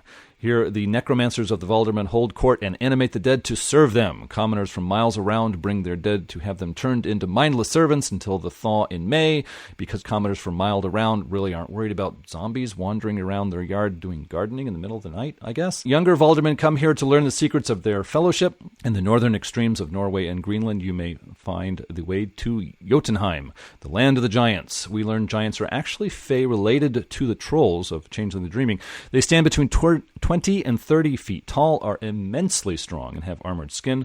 Some are frost giants, while others are fire giants. The giants are violent, but long-lived, and with sufficient skill, may be induced to share ancient lore. The giants seek specific knowledge of the world of men at times and always honor their word, so reaching agreements isn't impossible, just risky. In German lands, the forested Schwarzwald area is a difficult place for the villages of men to grow. The werewolves have a stronghold here, but mages of a primordial bent do all right. In this area is a potent cray where mages know the gauntlet is thin. They enter the spirit worlds to visit the courts of Major Umbrood. These Umbrood are concerned with the natural world. Currently, the Frost Mother and the Wolf King preside. Valdermen and werewolves agree the Wolf King is Fenris, making a connection to Norse mythology and one of the werewolf tribes from Werewolf the Apocalypse. The French-speaking lands aren't mentioned. This seems an odd omission. Okay, maybe they do eat escargot, but there's no reason to cut them out of the chapter. I mean, come on. The Muslim Moors hold influence over much of the Iberian Peninsula. The Alibatin are active there and on the lookout for intelligent recruits. Eastern Europe is considered a fearsome land because vampires, werewolves, and all manner of other dark creatures hold influence here. The Tremere vampires' headquarters, I think it's pronounced Kioris, lies in the heart of the Carpathian Mountains. Mages know vampiric enemies are attacking Tremere fortresses, but they don't know why. In addition, three-way conflict rages between vampires, werewolves, and mages here. The demon Kupala, who will later influence the birth of Tezgul the Insane from Sorcerers Crusade, is behind much of this. The Messianic voices hold influence over the Italian peninsula. They hold a level 3 cray in Venice, where they inhabit the Basilica San Marco. Their influence over the city leads to a peaceful, open environment for all who live there. There are less than 20 Messianic mages living in the city. 2 families of hedge magic users, or hedge wizards, live in Venice, the Rosselinis and the Giovannis. The Rossellini family is larger and more powerful, but doesn't know the Messianics are even there. The Messianics would like to act against both families, but are unsure of themselves. As vampirism infiltrates the Giovanni family, things may change. A sidebar makes an odd claim that the relics of the saints is technically a form of necromancy. From my readings, I would tend to disagree. Traditionally, necromancy is calling up ghosts of the dead to learn things from them. Being near the remains of holy men to soak up blessings that remain in them is superstition. I wouldn't say it's a formal system of magic. However, the Messianics do have a formal system of magic. Maybe that's what they're thinking about. Carceri Piranesi is a prison designed for mages who displease the Messianic voices. Designed using hermetic arts, it is far from craze and ley lines and uses mystic measurements to prevent the use of magic. Not entirely, but it severely retards the use of magic. 2 teams of specialists support the prison as guards and by seeking out heretics. Gladius Dei search out non-Christian mages, investigate them, and then leave. Malleus Dei take confirmed non-Christian mages into custody. Their job is high risk, so they use superior numbers. Both teams include mages, hedge magicians, and those with true faith. The mage prison gets detailed in a sidebar for use in your games. The secrets of the prison's design were leaked by a dishonest friend of the designer, so if your players get locked up, all is not lost. Arabia is haunted by its past. Hundreds of years ago, the foul cities of infernalists housed evil beings and injustices of all stripes. Those cities no longer stand, but their influence hurt the region for centuries, and their ruins still contain much infernalist lore waiting to be discovered. The last to fall was the Oasis of Eternal Bliss. In 1230, it is a 4th-level cray underneath a flat, glass-smooth waste. The penumbra shows the city of Blackstone, buildings thronged with foul spirits. A sidebar tells us the site is calling evil beings to it to make the city live again.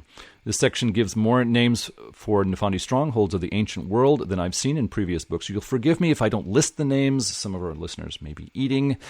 Greece and the Aegean give us 3 places. The descendants of the Amazons have founded New Themyscira on a rocky island. Mages of the Odessi Strege and the Hippolytics with Black Fury werewolves guide the 500 women of this island. This location gave no plot hooks and no motivations for players to visit. The bull maze of Greek myth still exists on the island of Crete. The first 3 levels exist in the physical world. 2 additional levels above it and 2 beneath it exist in connected umbral space. The fearsome Minotaur is still wandering the labyrinth. It is an umbrid that fuses qualities of power, violence, fertility, and will. Greek branches of the Old Faith Fellowship visit the maze to gain mystic insights into healing, shape-changing, and sex. What you can learn about sex from a violent, crazed bullman monster is something I don't actually want to know. Listeners, please don't send emails telling us the answers. I really don't want to know. Tass appears in the labyrinth as spools of Ariadne's thread. It lowers difficulty for certain kinds of spells. I thought this was a great addition. The text speaks of the mystic significance of bulls and the deeper meanings of the myths connected to the labyrinth. In my games, I would like to use the labyrinth, but I would provide ways to avoid the Minotaur and gain insights from the labyrinth itself. The island that held the ancient city of Atlantis has risen again. Storytellers can place it where they like, but the text suggests the Aegean Sea between what is today Turkey and Greece. Atlantis is now an uninhabited ruin that few have discovered. The buildings are intact enough to give insights on ancient architecture, and a vast library can be found with magically preserved scrolls and books. Though difficult to translate, these books can teach much about Atlantean magic. The astral umbra near the library is brimming with spirit activity. Some spirits may be able to translate, and the ruined city could be discovered in the astral umbra as well as by ship in the physical world. The highest point on the island is a lighthouse that still shines a beam of light. Any mage struck by it is overcome with a desire to visit an unknown point off the coast. The few who have visited the island speak of strange sea creatures that attack anyone who stays too long. The last 14 pages of this chapter take us to the Umbra. I'm glad to see the term umbrid in use again among mages. It warns that the narrow-mindedness of the age makes it hard for mages to deal with umbrid. I think mages can have their own society, so how narrow-minded they are is up to the storyteller. In 1230, mages have less knowledge of umbrid and are less likely to share it. Spirit talkers and hermetics have better intel. The gauntlet is thinner in this age and gets a point or two thinner than that at night. Shallowings are more frequent and explain the many tales of regular people interacting with fairies. On page 173, we get a woman wearing a very short skirt and nothing covering her legs. Did anyone dress like that in 1230? I'm not a fashion expert. The penumbra section tells us natural places recover quickly from human actions taken there, while populated places are more insulated from natural cycles and take longer. That's why you have more haunted buildings than haunted places in the wilderness. This kind of made sense to me. I like that. Most mages avoid the dark or low umbra, yet it gets more than 7 pages, while the spirit wilds, that is middle umbra, and astral umbra each get less than a page. This seems odd to me, but the ways of the umbra are mysterious. The low umbra has been described before on this podcast. Sidebar describes Spark of Death. This is a 5-point flaw not listed in the merits and flaws section. Death energy makes the mage draw health levels from others, and if he can't, he suffers damage himself. It is also given to a player character that has visited the low Umbra too many times. The storyteller determines how many is too many. The Far Shores, a distant part of the Low Umbra in this era, contains, I believe it's Calum, the popular conception of heaven, and Infernus, the popular conception of hell. Those who haven't died cannot get into Calum. Getting into Infernus is easy. Getting out is another matter. The Summerlands is the pagan notion of paradise in the Far Shores. Pagan mages who are still living are allowed in and can leave again, but they'll find much time has passed back on Earth. Valhalla is in the Far Shores. Souls feast, drink mead, and continually fight to the death there. Most mages would tire of this, but the Valdermen come to gain access to the hall of their god Odin. Odin advises the Valdermen who pass his tests and sends them back to Earth. This is a high-risk journey for the Valdermen, and many don't make it. Niflheim is a Norse hell realm where souls wait for Ragnarok. The only reason a mage would go there is to interrogate a dead soul imprisoned there, which is probably just waiting for someone to talk to because it's so dull. Although it isn't spelled out specifically, the text gives the impression the spirit wilds are more accessible to mages of all stripes. Since people live closer to nature in 1230, this seems reasonable. Powerful Umbrud form their own courts here. The court of the spirit of Londinium features Londinium itself, surrounded by street spirits, hearth spirits, and others. The four elements are among the most popular courts. Castellum is the court of earth. The vast caverns and tunnels of the gnomes are here. Few mages come to see these strange elementals, vast wealth of gems and precious metals, and its ruler, Motsognir, emperor, forge master of the dwarves. Mare is the court of water, an unending sea with no surface or floor. This realm offers insights and introspection to those who can solve the problem of drowning. Treacherous undines, water and ice elementals, were-sharks, merfolk, and strange fish are here. Furo is the court of fire, and even great magic is limited in helping mages survive the heat. Salamanders rule this realm of pure energy that offers power to those who can survive it, and its denizens' famous wrath. Sussero is the court of air and the safest of the elemental courts. Sylphs, storm spirits, and birds dwell in this realm of clouds and fog. The Astral Umbra is more familiar to organized and scholarly mages such as the Hermetics, although I think the Alibatina Messianic voices also qualify. The 9 muses of classical antiquity are here. You can find more detailed write-ups in The Infinite Tapestry for Revised Edition, but you should adjust them to the 1200s. We learn mages who travel far into the higher reaches can gain rare insights, but suffer madness. There are no systems for going too far in the high reaches. This would have helped me as a storyteller because I like the idea of risk when exploring, but I also don't want to punish my players for exploring. What's the warning sign of going too far in the higher reaches? It states the Astral Umbra is somber and depopulated. This is meant to reflect the loss of knowledge when key cities like Byzantium and Rome were attacked. I wouldn't portray this in my games. The level of dreaming, thinking, and problem-solving of humans isn't significantly different from previous centuries, so I see no point of purging the Astral Umbra. I never thought of concepts encountered in the High Umbra depending on their availability to the general public on Earth. This may be taking commentary a little too far. We finished the chapter with gin, not the kind you drink, although the Middle Eastern Umbra do come out of bottles sometimes, and they are called spirits. They also befuddle people and make them fight. Anyways, we briefly get the same take on gin that we covered in our episode on Lost Paths for Revised Edition. The jinn are found in the Middle East and North Africa. They resent humans and are supernaturally talented at bargaining and being deceitful.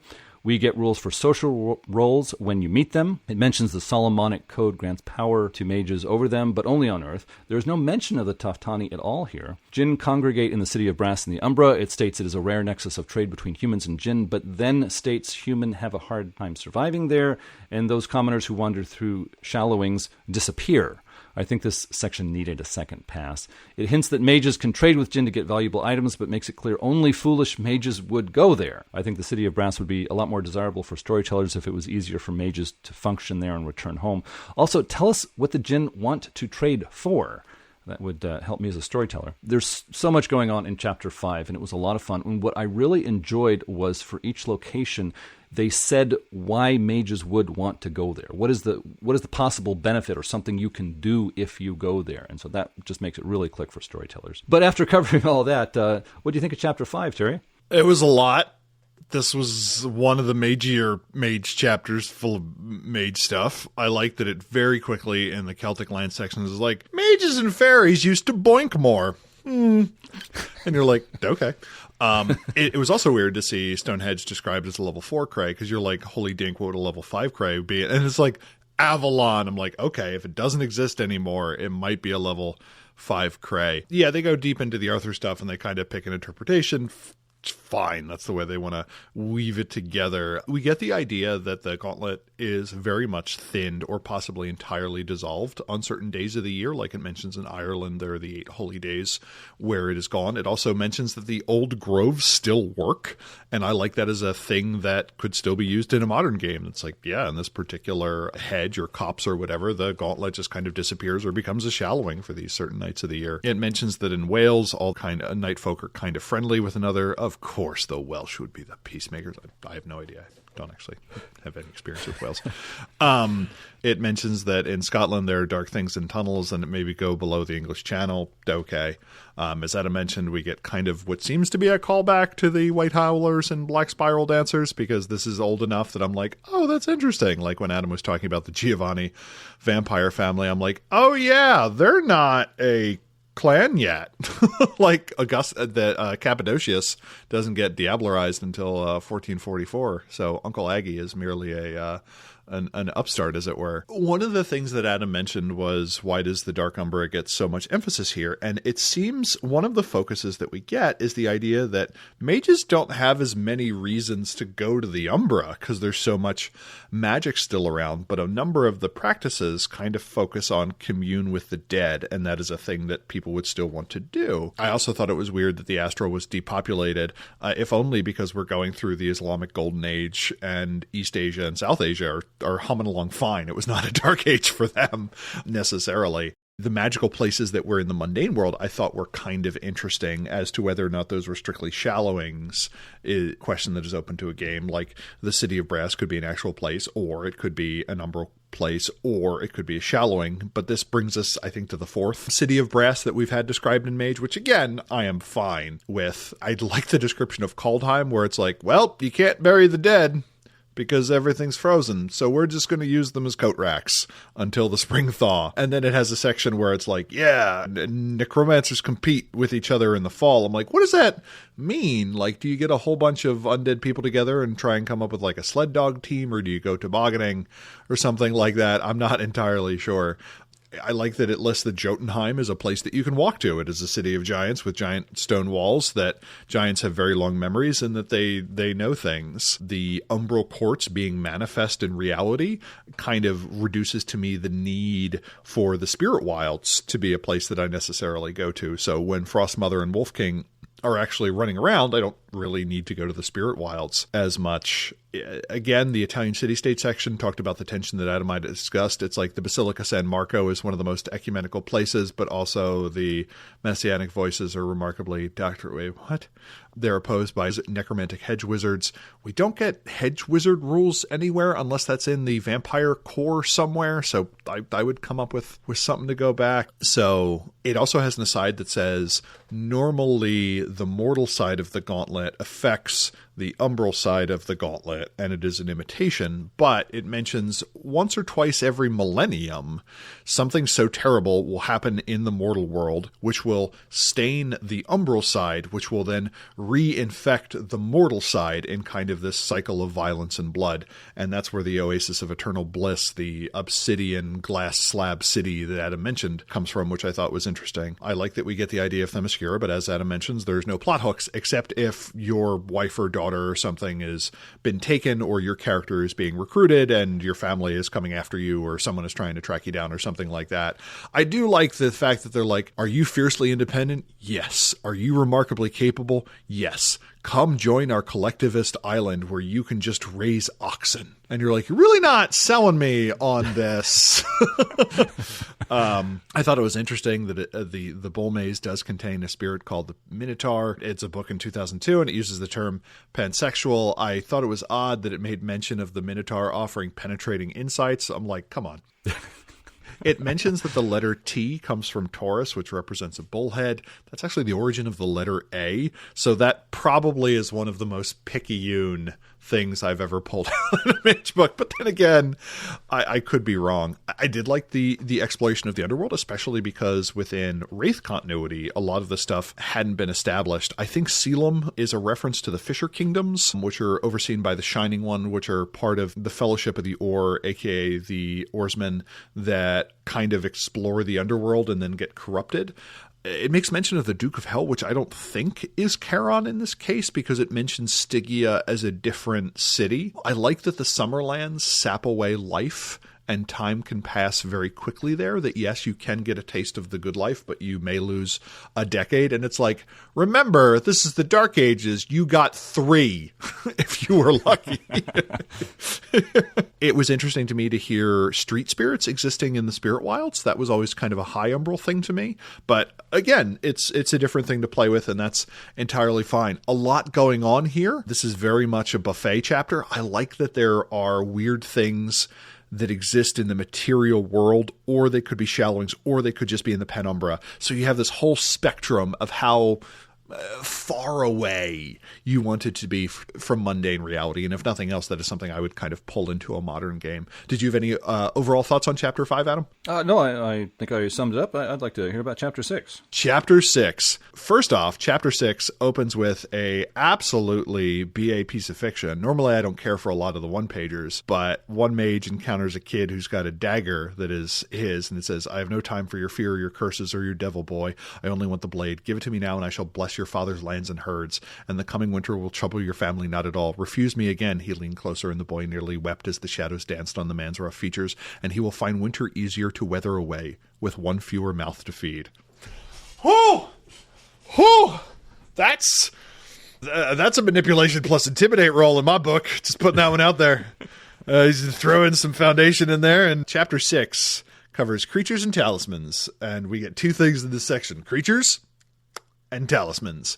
Magical creatures may live in the world, but probably live in the Umbra, moving in and out of a shallow. So what do the Umbra make of the creature? And they're like, I don't know. It says dragons are around, but they are very rare. It mentions that the greater drakes were created when lizards ate from the tree of knowledge. They lost the ability to die a normal death and would automatically come back, but they could no longer breed. And I thought this was kind of a cool origin story. They are skilled in seasonal magic, where lesser drakes were created when the greater drakes wanted company. The lesser drakes then consume the greater drake and gain magical powers. We get a dragon for each deadly sin. We get envy, which appears to be just a description of Nessie. Gluttony, which is a large black worm in the forest of Germany. It has set up a protection racket, which I thought was nice. Greed steals from merchant.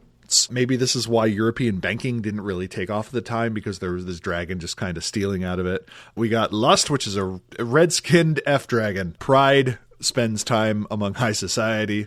Sloth lives in the Black Forest, probably in its parents' basement, and has at best an associate's degree in English with a C- average, and it kind of drives for Uber on the side, but it really wants to start a band. Wrath is a double-toothed dragon in Western Russia. I thought these were all fine. We get a bunch of different types of unicorn. We get the standard white unicorn. We get the red unicorn, which is a crossbreed with a rhino, and we all know that the rhino is just a unicorn with a better armor class. Shout out to Ken and Robin talking about stuff for that t-shirt. It mentions that they're big as an ass and strong as an ox. Great. Oh man, we need a red unicorn breeding program. I like the alternate history. It mentions that it has the most succulent, sweet flesh. And if there's anything I know, once humans find something tasty, once agriculture has been invented, we domesticate it. I like the alternate history where the red unicorn is still around, and the late 20-teens chicken sandwich war was waged over red unicorn sandwiches instead, but that's just the world I want to live in. We get the Riem, which is just a superstitious normal creature that won't cross moving water that is apparently out of Jewish culture. It is weird that it is listed as an entirely normal creature, yet it is superstitious. I don't know what that means, but I don't need to. We get some information on brownies, the fairy creature that is, and they fix things, and it goes into detail on how to kill them. If they mop your floors for you and repair your shoes, why are you trying to kill them? You're like, this is destroying my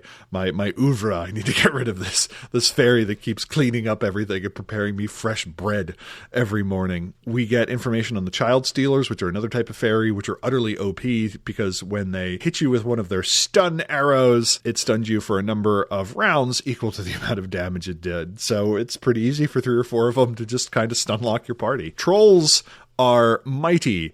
and have strength 4. Like, oh, okay, so you're a guy that goes to the gym like twice a week. That's, I guess everyone was just meek back then. It says that they are 2 heads taller than the tallest of men, but they can only be identified by their back hair and tail. I don't know. Being 2 heads taller than everyone seems like it would be a giveaway. But then again, they only have a strength of 4. So my assumption is if you are 2 heads taller than everyone in Europe who is wildly malnourished at the time because you just live off of bread and dirt, you probably clock in at like 5'3" or something like that. It's like, he towered over us.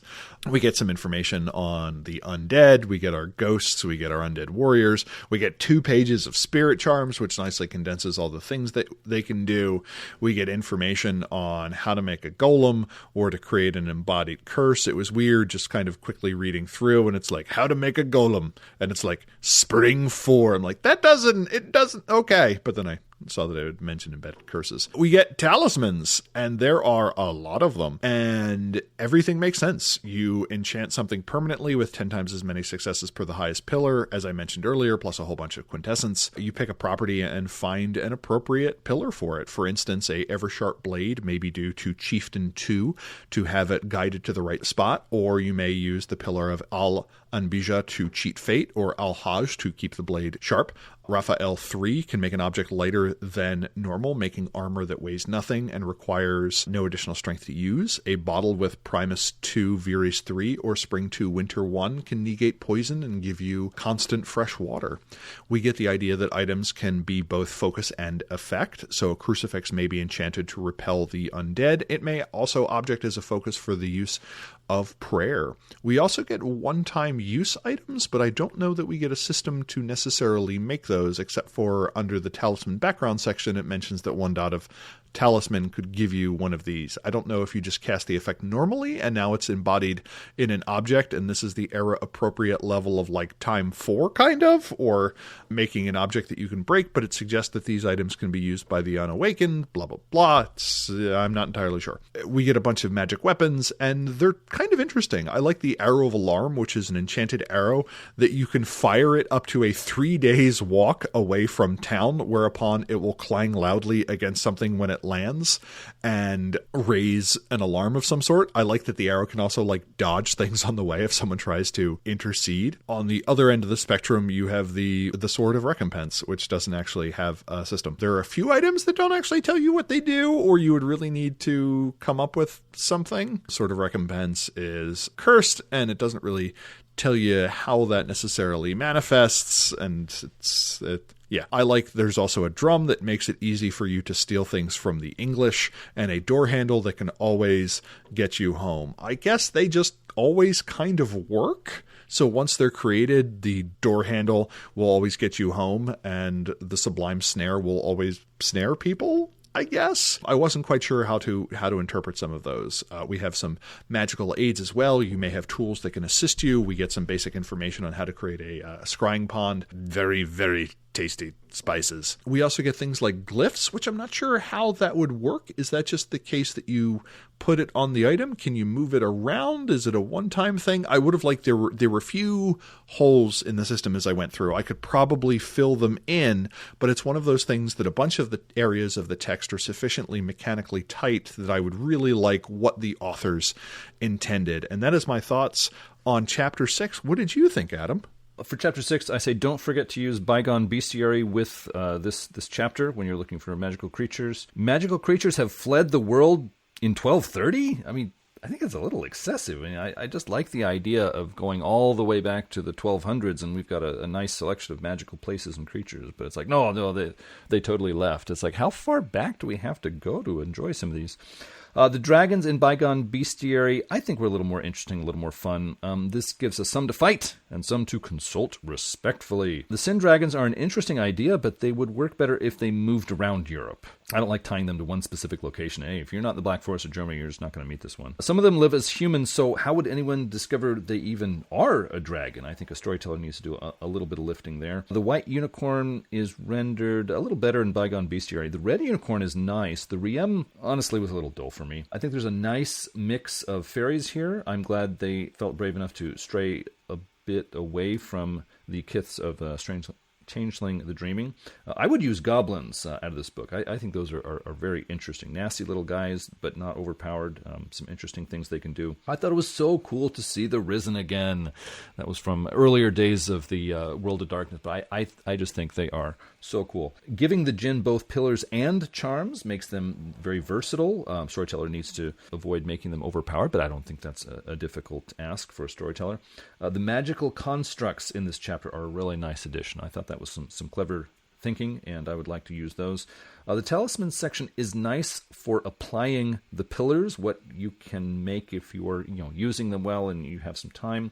But when I see a section on talismans, I expect this to connect to the talisman background that my players may have put a few points in, and the talismans in this section really give us no notion of if it's a 2-point or a 4-point talisman, and so I guess I'm being nitpicky, but it just really would have helped me to add that in, to make it more practical for storytellers managing their players. Yeah, a lot of interesting things here. Definitely a great chapter to add to this book. I'm glad they gave a whole chapter to, one for magical places and one for magical creatures, because I think that's one of the real draws of going, turning back the clock to the 1200s. For now, I would like to take a look at Chapter 7, and this one was written for the storytellers. Setting the scene is the first section, which invites us to focus on differences in sights, sounds, and smells between the 21st century and the 13th. Slipping some of these details into your game can make the setting more interesting. Historical accuracy can be fun or unpleasant research, depending on your tastes. Don't get too wrapped up in it.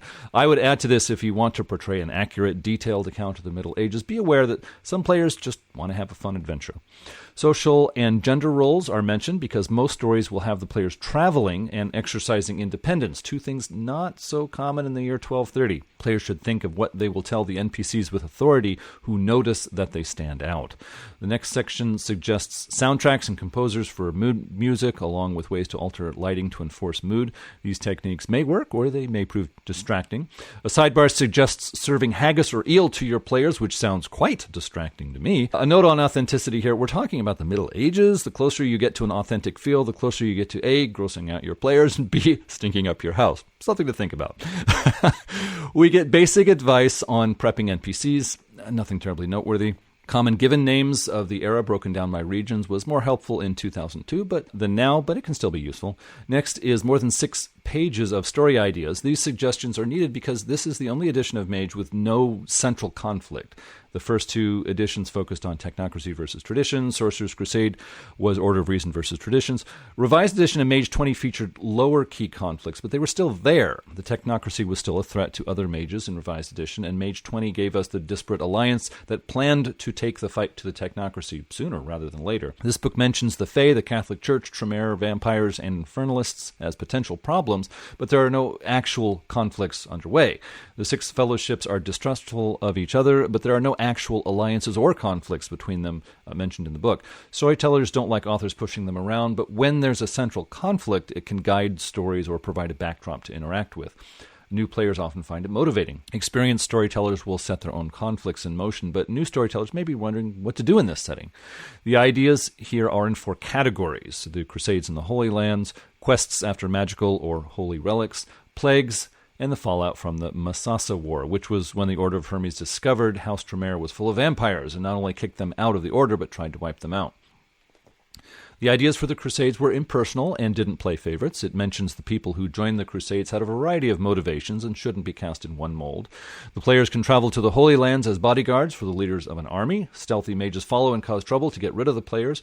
If the players stay home, they get caught between mages of the Messianic Voices and the Old Faith, both bent on bloodshed. With the regular authorities away on Crusade, can the players keep the peace, or will they manipulate the situation to seize the library of a recently deceased mage? After reading some legends of the British Isles, I can readily understand the appeal of sending our players on a quest. The first is for the Holy Hair of St. Agnes on the Italian peninsula. A nun wants to aid her prayers for women forced into prostitution in Rome. Dedicated Messianics guard the relic, and wiping them out would upset the nun. Can a compromise be reached, and what if the players want a relic themselves? The second quest is for the wine of the Norse gods, which turns out to be tass-laden grapes. When the mages discover the merchants they followed were leading them into a trap, can they defend themselves on other mages' turf? Plagues were a problem in the 1200s, but in this setting, some reports of plague are false and meant to keep the curious away from a village. The first plague story has the players discover the remains of an army that used the remains of their soldiers who succumbed to plague to infest a castle and loot it. Not exactly nice guys, but when the players realize plague can be used as a weapon, they learn a messianic is staying with the dying to minister to them, yet he remains uninfected. Have the players become carriers for this plague without suffering from it? Will they use this for medicine or mayhem? The second has the players discover the castle where they sought refuge from a storm belongs to a powerful hermetic who serves the local king. He drafts the players to accompany him to the king's palace, where they are instructed to burn down farms and villages surrounding the city to protect royalty from a plague. Can they find a way out of killing innocents when a potent hermetic is watching them? Heartless hermetics is a theme here, as the story for the fallout of the Masasa War has the players drafted by the Order of Hermes to negotiate a deal with vampires, to accept payment to attack the local Tremere vampires. It turns out to be a double cross. The players are to be killed by the vampires they are visiting as a peace offering from the Order of Hermes. Can they fight their way out? I had a hard time understanding why the Order of Hermes would want to negotiate with vampires in this way. I also had a hard time understanding why vampires would see this as a desirable offering for peace. If mages are so afraid they'll kill off their own members to appease an enemy, why wouldn't that enemy see them as weak and pursue the rest of the mages? Next is a section on tone. This is not the same as theme, which is more about ideas or issues you want to feature in your game. Tone is like mood in that it is about feelings and impressions. This section is interesting because instead of offering 6 tones, it offers 6 subjects where you can set the tone. Although it isn't explained well, it appears mood is a feeling for your entire story, while tone is the feeling for an aspect of your setting. What do I mean by aspect of the setting? The 6 examples we see here are social classes, religion, growing power of a mage as they learn more magic, the Umbra, the hubris of mages, and prejudices, which were more prominent in Middle Ages society than now. Do you want your players to experience the religions practiced in the Middle Ages as sources of comfort and inspiration, or as tools of oppression, or as sources of mystery? Making elements of your setting stand out helps that setting come alive. I think it's great that this chapter helps us see that the different tones of different elements in the setting will make your setting something that is uniquely your own. Each of the 6 headings has a fiction piece to serve as an example of focusing a scene of your game on an element. I think it could have been handled better without fiction. Plain talk from the author is helpful in a Storyteller chapter. This section would have been better if they had suggested more than one approach to each element. For example, we agree prejudice against foreigners or those who study magic are bad, yet there can be situations in this setting where a prejudice against outsiders can help the village deal with a malicious intruder. We get a story to run for your players. A while ago I discussed published stories in Mage books and gave my thoughts on them. There aren't many. This one starts off with a pretty long fiction piece that I thought could have been skipped. The players are hired to pursue the kidnappers of a mage's son. When they catch up with the Bettini mages who did it, there's a fight with the disloyal mage who is the master's lieutenant. After that, the master will give up the boy in exchange for a relic. The boy may or may not have been swayed to Islam during his time with his captors. The story is very basic and only serves to introduce the players to some Ali Betin who are far from home and not engaging in typical activities of their fellowship. The planned sequence of events gives the storyteller a little wiggle room, but not as much as I would like. I got the impression it was written for new storytellers, but if that's the case, the 6 pages would have been better spent suggesting possibilities for each scene and how to resolve them instead of so much fiction and backstory. The 2 senior mages are not given stats because one has whatever is warranted, while the other will not be in any dice-rolling situations, according to the text. If you're trying to help new storytellers, this isn't the way to do it. I'm a little disappointed with this sample story. The chapter and the book finish with recommended reading. I have 3 titles to add to the list, although this chapter complains about how aggravating it is to attempt reading Chaucer's Canterbury Tales. Penguin Classics has an affordable paperback in modern English. It's quite readable, and although it was written in the 1300s, the rate of technological and cultural change in the Middle Ages makes it great for this game. It's a series of tales told by characters from all levels of British society, some quite humorous. The Renaissance Reader was recommended to us for Sorcerers Crusade, and it has a companion book, The Medieval Reader, which is a collection of short pieces written in the Middle Ages but rendered in modern English. If you skip the pieces written after the 1200s, you only read half the book. Amulets and Superstitions by E.A. Wallace Budge is great for notions of magic from the Middle Ages and before. Take Chapter 1 of Darkagesmage and stretch it out to 500 pages. Photos, illustrations, and diagrams. This one's a keeper. That's Chapter 7 for us storytellers. Terry, what did you think of Chapter 7?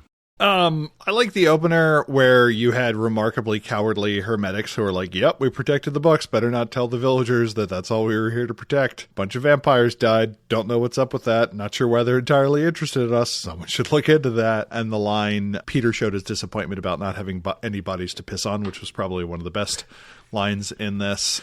Oh man, just the whole, like, this is the world of the fantastic, but it sucks to be a woman. I just don't have any time for that at this point anymore. It mentions that priests in this era were not celibate. They were. That started in the early 1100s in the Catholic Church. I mean, there was a brief period of time where a pope was like, nope, but then it got reversed. I thought this part was going to give me, like, any details of, like, what the day-to-day operation of the setting was. I think I was spoiled by those two books in Sorcerers Crusade, where it's like, this is how a town works. This is how a field works. And I'm like, yes, this is the gripping mage content I've been looking for all my life. And this is just like, hey, just use stereotypes. Don't really worry about history, but you better oppress your women and make foreigners weird. Anyway, dragons still exist. The storytelling advice was mediocre, as was most storytelling advice at the time. The scenarios provided were remarkably presumptive, like when it's like, this character won't be rolling dice. I'm like, have you literally ever met a mage player? Yes. Someone's getting, like, one of my characters once challenged like a duck to Curtamane. What does it mean this character won't be rolling? That's quaint. I'm like, a park bench needs pillars in this game to withstand some players that I've had. The other thing that was notable to me is the index is 2 pages. It's so short. It's so little. It really felt like this chapter was missing, like, the history guy, the Ken Hite, the person who really knew the era that could tell you how to insinuate things into it. And it's like, how do we make something that's more Dungeons and Dragons-y but darker or something like that? Yeah, it kind of fell flat for me. What did you think of the book overall, Adam? Well, gosh, there was a lot going on. There's a lot of book in this book.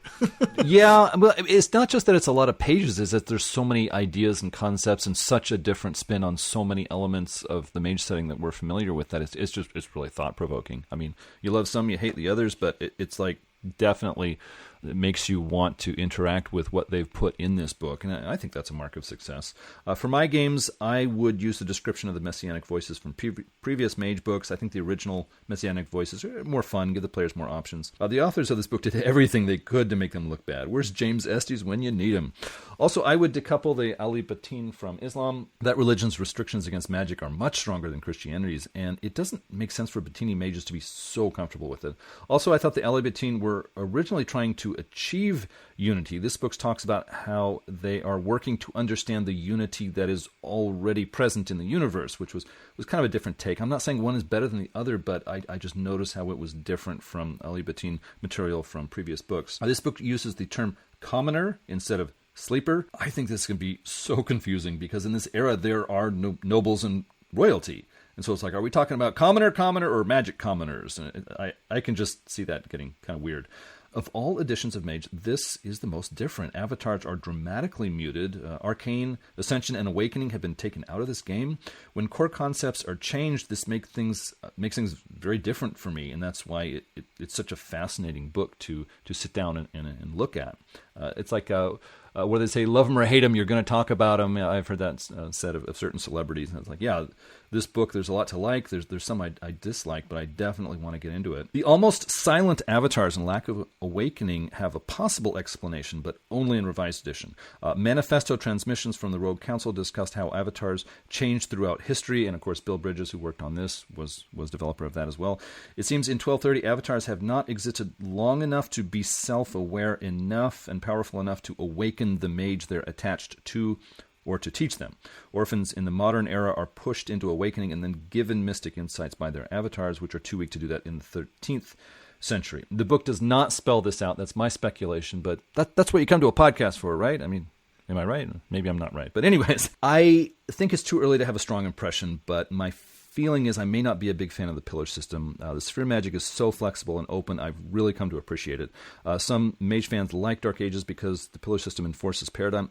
I think, honestly, there are more than one approach to paradigm. Pillar system is strict and very focused. I don't like it to be quite that strict.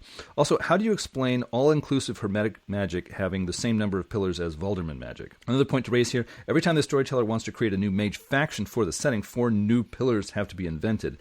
maybe too much paperwork for me. If you want to use the spheres for such an early era, why not have 2 or 3 spheres that a fellowship can't learn or have a higher difficulty? On a side, on setting assumptions here, the limited magics of 1230 imply the 9 spheres that mages can learn in the modern era are not innate, but established by centuries of accumulated knowledge. How then do we justify orphans gaining levels in those spheres on their own in the modern era? I don't have an answer for that, but it could be an interesting discussion to kick around with other Mage fans. I've been reading more Western legends and folklore recently, and this is a good place to comment on Mage Book's statement on witches. There are several Mage books that proclaim witches aren't bad. They're good people who are maligned by others. This locks out a lot of great material from literature that storytellers could use, and it ignores the lack of structure in the mage groups the books identify as pagans. It is reasonable to assume many pagan mages isolated from others of their kind were enticed by bad mages or bad spirits into the wrong path. In my games, I have pagan mages admit, yes, some of us witches are evil, but we're working to keep them in check. So that's my 2 cents. Terry, what did you think about this book as a whole? Oh yeah, there's a lot of book. It's interesting how it fits in with the whole continuity, because Revised informs us, or at least Ascension informs us, that because of the psychopomps, mages never noticed their avatars because they were so in tune with them. I also like the idea, as you mentioned, that there's kind of this awakening phenomenon, that the level of magical power in the mage drops and the level of magical awareness in the avatar increases, which is why modern avatars are a bit chattier. So there's a whole bunch of ways to go this, like the number of times where you will need to have a internally consistent definition across editions seems rather low. You pick one for your game and you kind of run with it, or it becomes something that your mages get to argue about. Oh man, just seeing the Quentin Hoover artwork taken too soon from us, and it is odd that I most associate him with kind of this neo Beaux-Arts Art Nouveau style where everything is just kind of luminous, and it still comes across in black and white illustrations. Yeah, he had a style. He seemed to have that perfect balance between a sort of simple, almost cartoonish illustration, but then on the other hand, having nice details. I mean, his lines just kind of blend the both so well. He really was good. The authors obviously put a lot of work into it. I do think it could have used a layer of polish to kind of create a final copy. It's pretty fascinating. I don't know if I'd necessarily want to run it, but there's certainly a lot of things to take from it. I really like the idea of basically getting rid of Prime and just being like, okay, you need to make something permanent, 10x successes, shove a bunch of quintessence into it.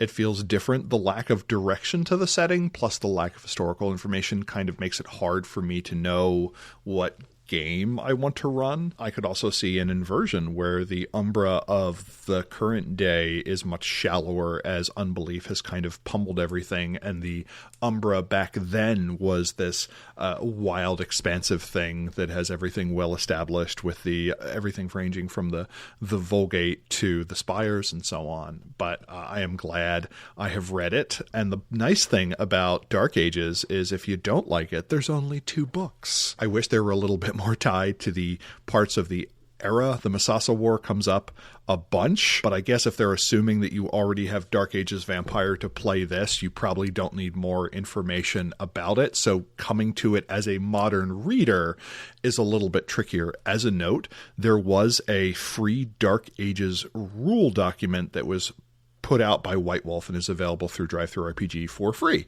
which gives you kind of just core World of Darkness systems. As I mentioned, the Masasa War comes up a bunch. That always makes me think of the ancient war waged between Zapathasura and the Kui Jin of South and East Asia, which I always want to refer to as the Masala War, but that's just me. And then maybe we make a cookbook based on it. Maybe that's what Adam and I do when we're done reading through all of these. The second Mage cookbook. Yeah. You're like, yeah, why doesn't Mage have more dosa recipes? Just putting them out there. Those are my thoughts overall. I'm kind of excited to see what's in the Grimoire. So as a leading question, what are we reading next, Adam? We're reading Dark Ages Mage Grimoire, the one and only supplement for this book, but it's over 100 pages, and I think around 100 pages is given to the pillars. So maybe that will shore up my understanding of them. I haven't read the book yet. But Terry, were there any quotes that jumped off the page for you? In this book, there must have been quite a few. There were a lot. So one of my favorite ones was the Old Faith being talked about by the Messianic Voices, where it says they recognize God's immanence but not his transcendence and mistake creation for the creator. In 2E, and 1E as well, the Celestial Chorus regarding the virtual adept said they confuse the instrument for the note. And I just like that those were very similar. Another one was in the unicorn section. It said, properly perfumed, sometimes a chaste boy of marrying age can sometimes fool the poor eyesight of the unicorn. The last one, exactly. Adam's making a face. That should be our show art. The final one I liked was, cursed bread is a small barley loaf with a spell put on it so that if it is eaten by a suspected person, often unawares, he will choke on it if guilty. Turns out every year around Christmas, my grandmother did not create remarkably dry bread, but cursed bread instead. And it turns out that everyone at the table was guilty. Ooh, wow. Makes you think. Yeah. You want to take us out? If you have something to say, please contact us at magethepodcast@gmail.com with your questions, comments, or feedback. Subscribe to Mage the Podcast on iTunes, Google Play, TuneIn, and other aggregators. If you like the show, others might like it too. And if you leave a review of Mage the Podcast, it makes us more visible in their searches. You can follow us on Twitter at Mage the Podcast. We're also on the web at magethepodcast.com. You can listen to past episodes there and see the complete show notes. For example, in the show notes of this episode, I'm going to put in my 3 additional books. We have a YouTube channel now where you can find our episodes. There's a link in the show notes, but you can also search YouTube for Mage the Podcast. You'll definitely find us. This episode was assisted greatly by our executive producers, and we certainly appreciate them. Terry, can you share their names? I would be glad to. I would like to thank Oracle Sean Gregory, Oracle Benjamin Bendelow, Oracle Buck Gregory, Oracle Christopher Phillips, Oracle Josh Hillerup, Oracle Neil Patterson, Oracle Jay Widener, Oracle Mikhail, Oracle the Crew of Erebus, Archmaster Andrew Edelstein, Archmaster Brad the Blue, Archmaster Dan Svensson, Archmaster Derek Semsek, Archmaster Guy Conan Stewart, Archmaster Jason Vines, Archmaster Morgan Aran, Archmaster Patrick McNamara, as well as Alex Alessia, Endiers S, Anon, Badurfi, Berto, Blaze Hibbert, Blake Ryan, Brandon, Bryce Perry, Chris B, Sinchendis, Daniel Cuppen, Daniel Scribner, David Roy, Dennis Osborne, Eli Levenger, Fragger Rock, George Laura, Eobold, Jason Kennedy, Jason W. Briggs, Jay Gatsby, Jeff Bryn, Jenna F., John Magnuson, Jolyn Andes, Lulls and Stuff, Joshua Heath, Kathleen Halperin, Chris Kinner, Leslie Weatherstone, Matthew Proyle, Michael Creedle, Michael Parker, Nathan Weaver, Nibero, Nikita Klamenov, Oliver Schindler, Patrick Mulder, Puka G, Rachel Grace, Ralph Scheinhammer, Ricardo, Richard Pat Broster, Robart the Robot, Ryan Stray, Rob H., Ryan Kendi, Samuel Tobin, Schnabelt Krieger, Stephen Carton, Thrice Great, Vincent Hamilton, William Connolly, William Martin, and Zach Rules. Thank you so much for your support. If you would like to become an executive producer for Mage the Podcast, it would help us keep producing episodes like this one. You would also become a part of our own council to discuss upcoming projects. The link in the show notes will get you started. Well, thanks everyone for listening. Until next time, truth until paradox, baby. And remember, if you're going to come up with a fundamentally new methodology of doing magic, try and consider the cosmological implications of it as to answering the question whether or not the spheres are actually real. Bye.